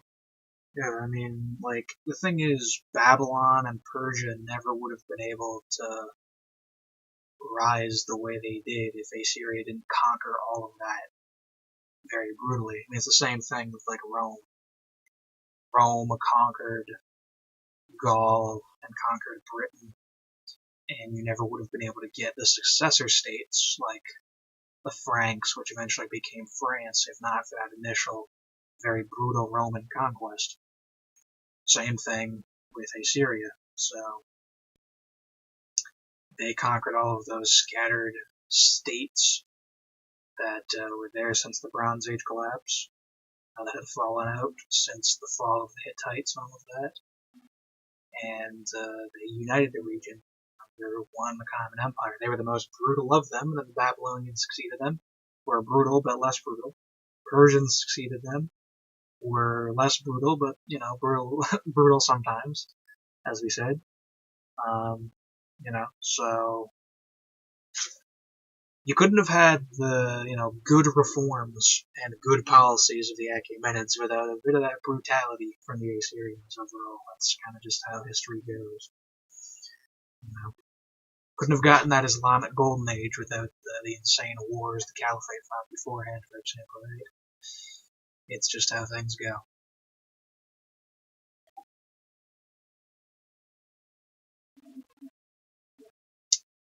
Okay, this is very interesting because this surpasses the Sam Goen before I usually consider the Sam Goen to have ended.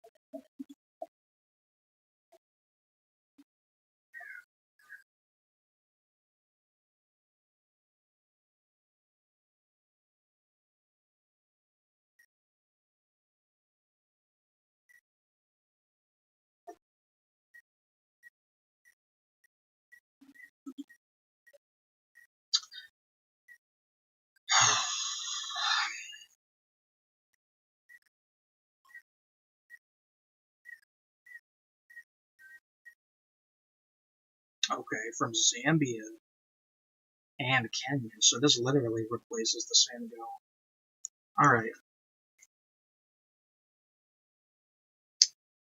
And during Stalingrad, the Axis, Finland, Reichskommissariats, Hungary, and Romania controlled more Soviet population than the Soviets themselves did. That should be true, I think. Yeah. Well, by the time of Stalingrad, yeah.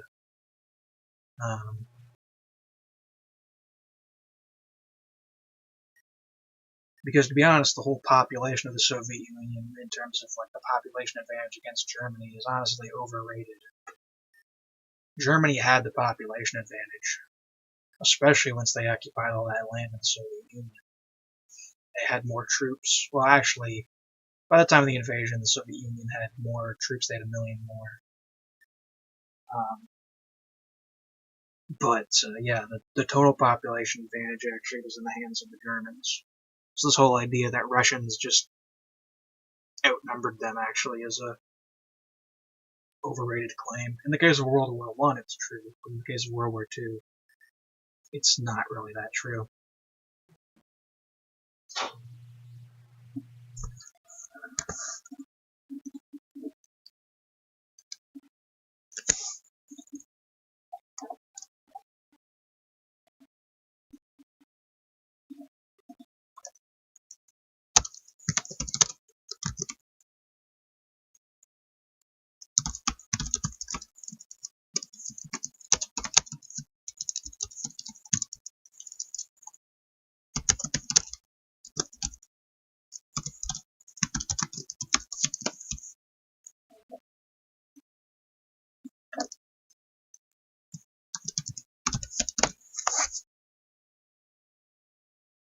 The only problem with this is I don't know when this ends. I don't know when the Lupenbahn culture ends.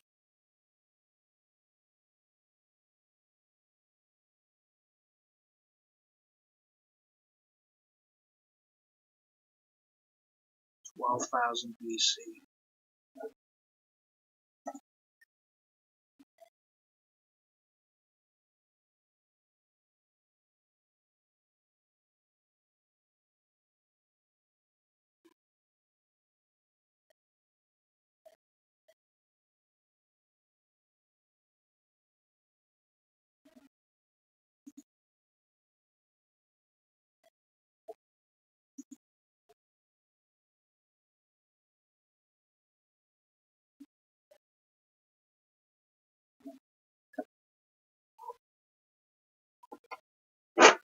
Let's take another look.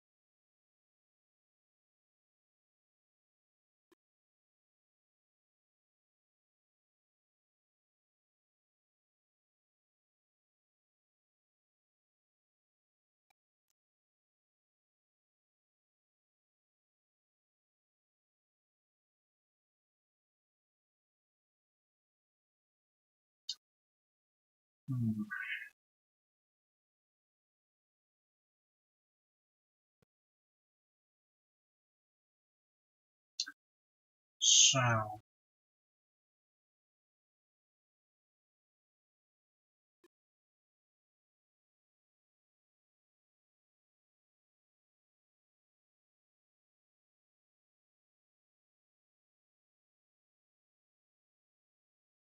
what I'm thinking I'm going to do is I'm just going to separate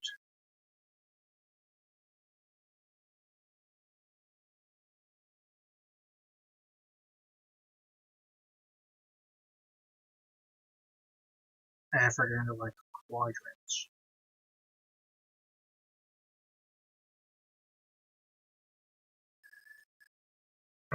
So what I think I'm gonna do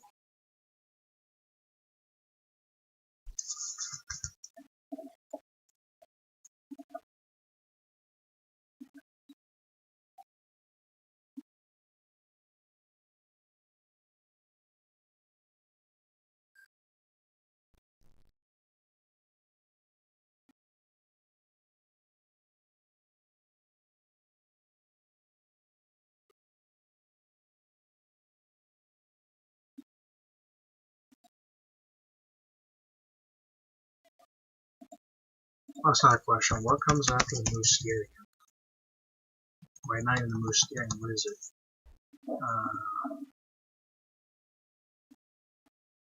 Aterian. What comes after the Aterian?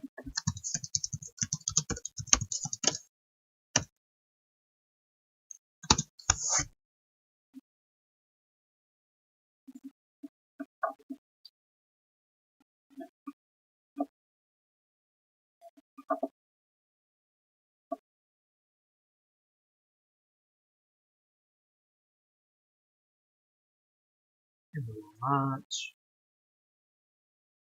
And the Levant. Egypt and Sudan. And the Ibero-Mauritian. Okay. Well, none of that includes the stuff in East Africa. Okay.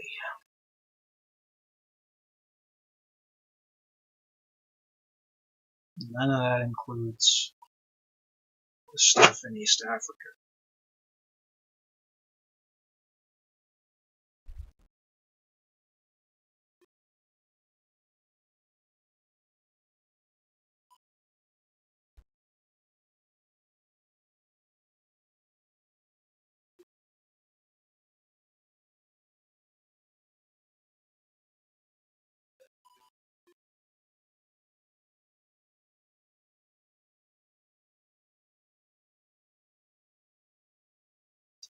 So we might have Afro-Asiatic Neolithic in this case.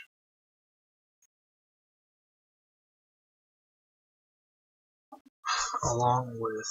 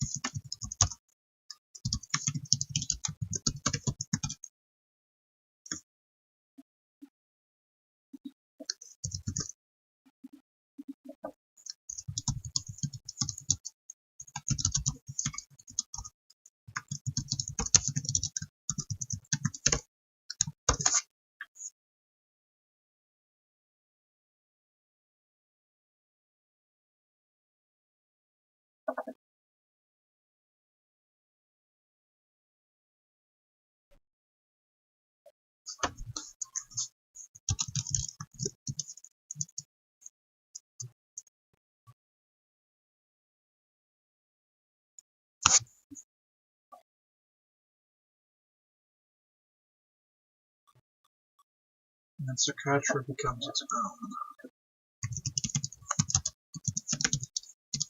Okay, I like this thing.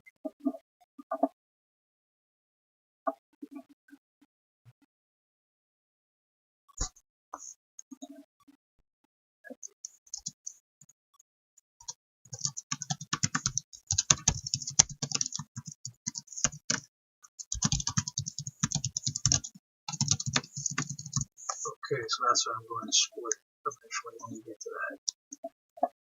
The Aterian is going to fall earlier.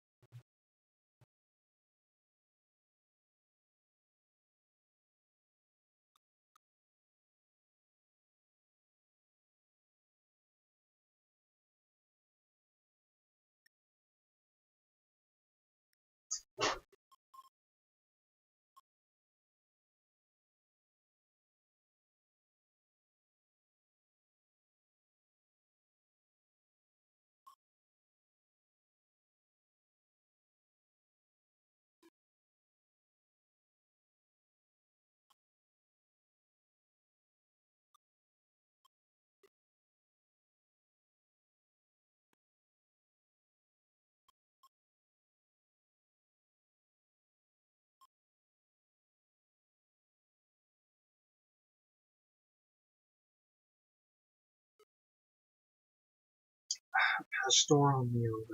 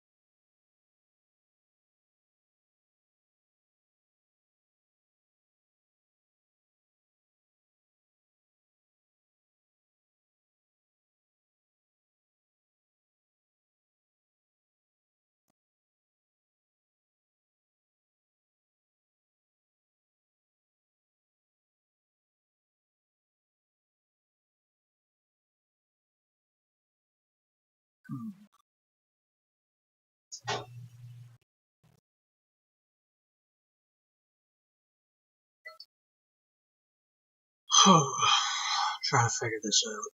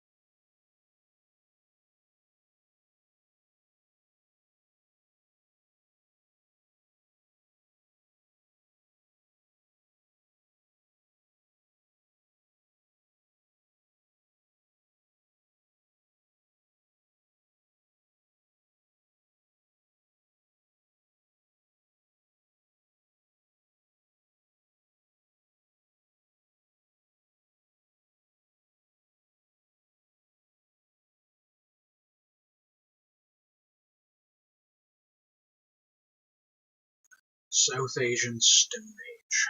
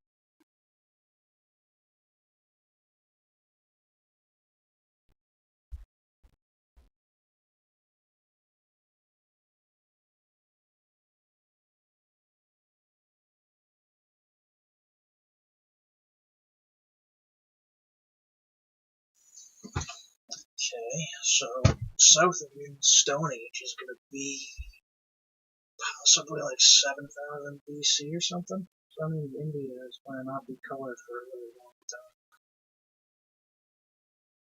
which is fine with me.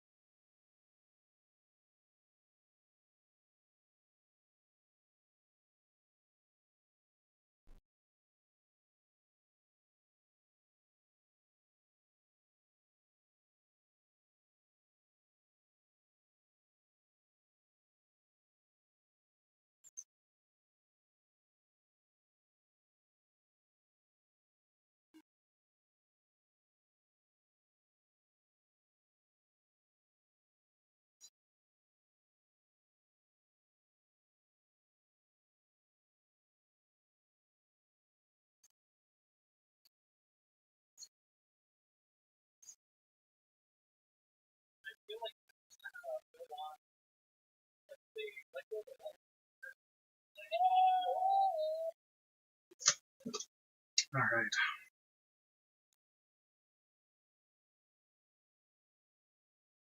So this is kind of what we need here.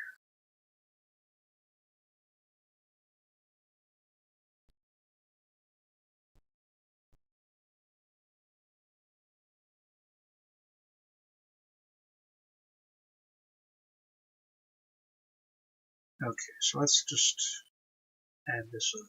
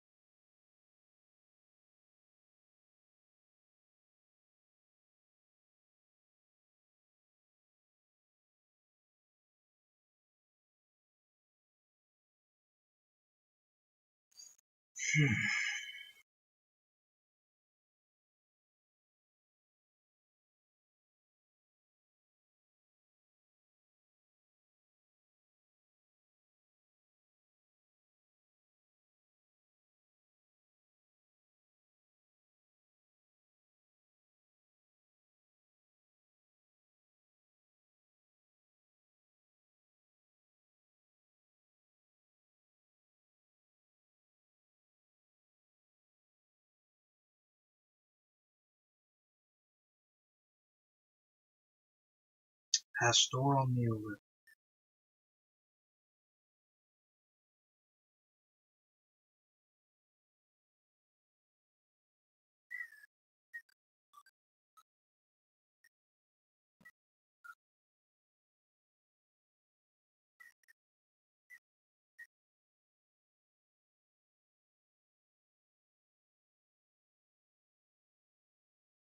Where's this map?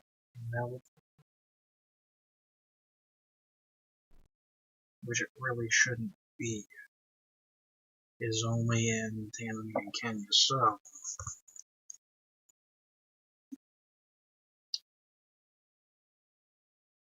what we have here? Afro-Asiatic Neolithic.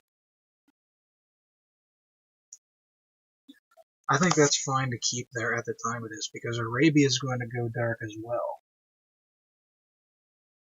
Arabia is going to go dark. East Africa is going to go dark. And then when it does, that will be replaced by that culture, And then there's that other culture in Sudan that will be there, so I think that's all good. I think that's fine. The rest of the map can be done the same way as far as I can do work, so okay.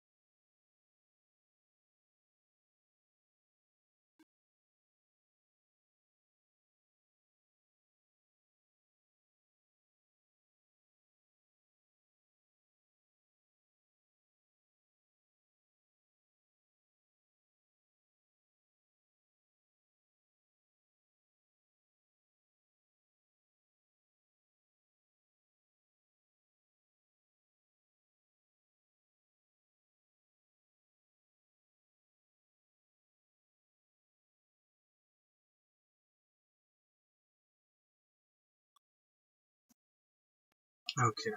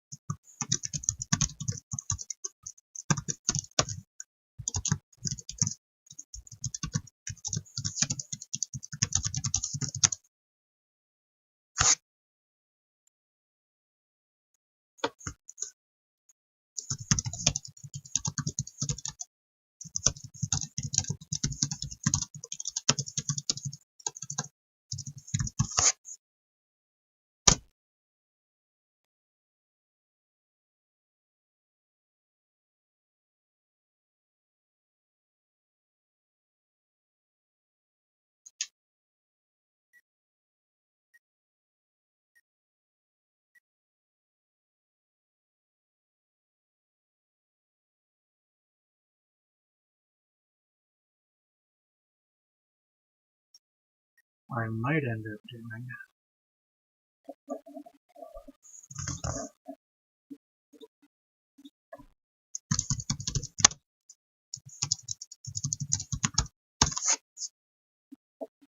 I want to look at the Arid areas of Africa. So what I might end up doing is doing a creative thing where I cut off the arid areas.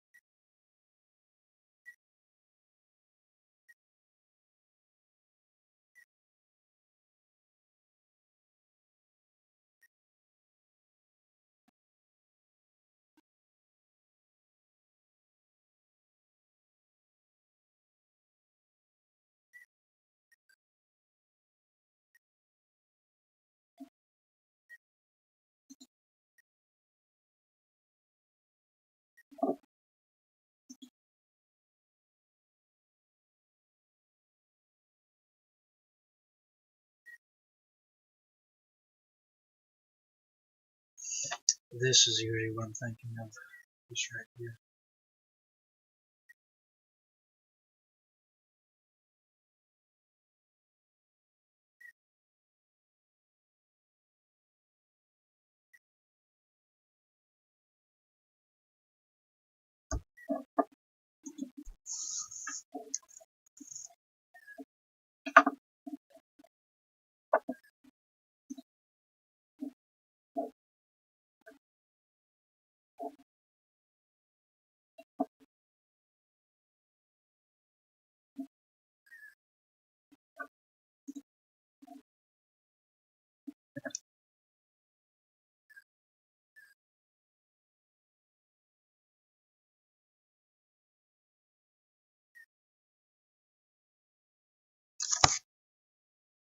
Coastal forest.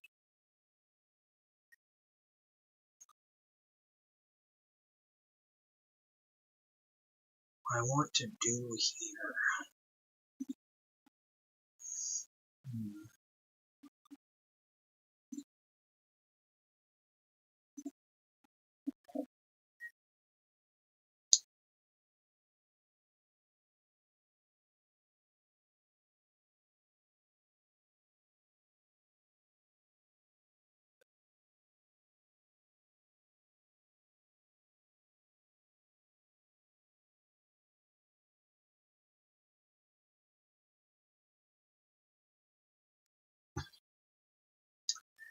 So, let's see how long that Afro-Asiatic Neolithic lasts.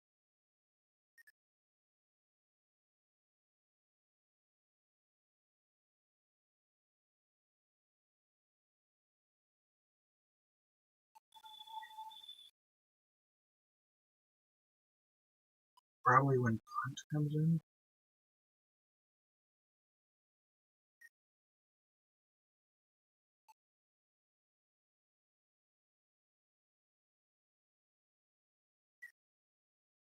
$3,000?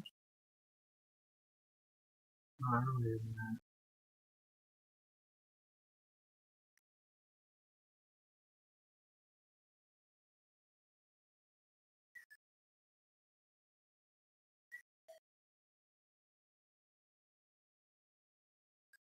$3,300. Okay.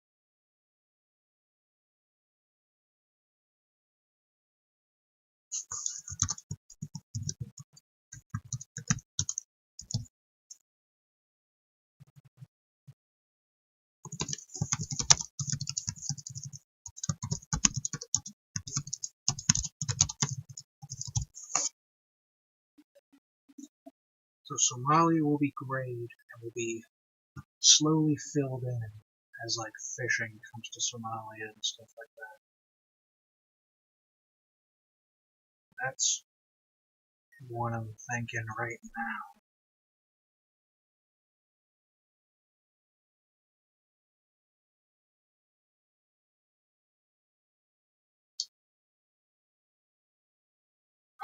Let's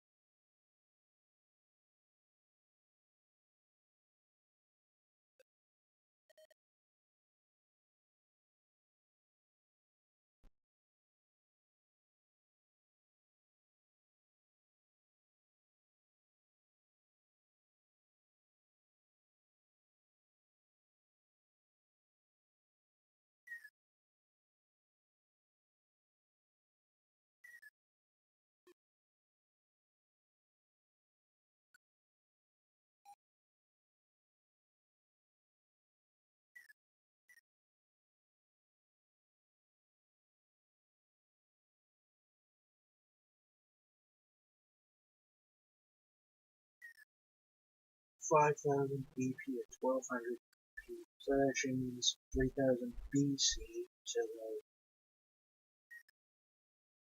200 AD? Is that it? Which is a lot longer than I thought. Would make sense though, actually.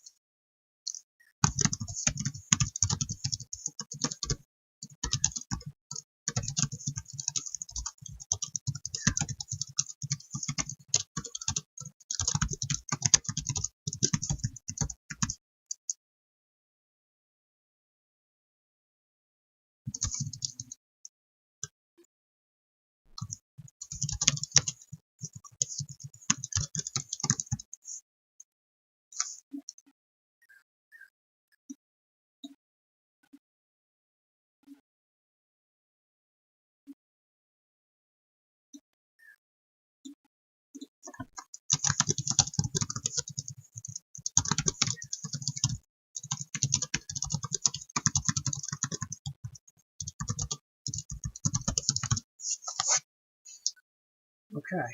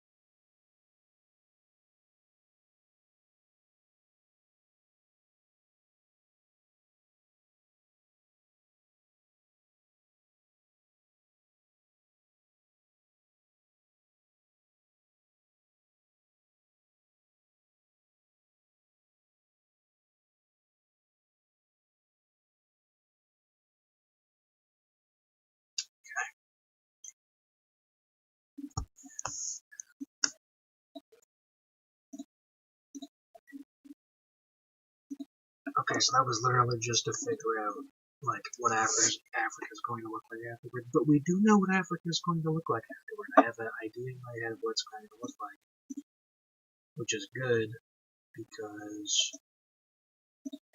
I had no idea before. And I'll save this one so I can adapt it later.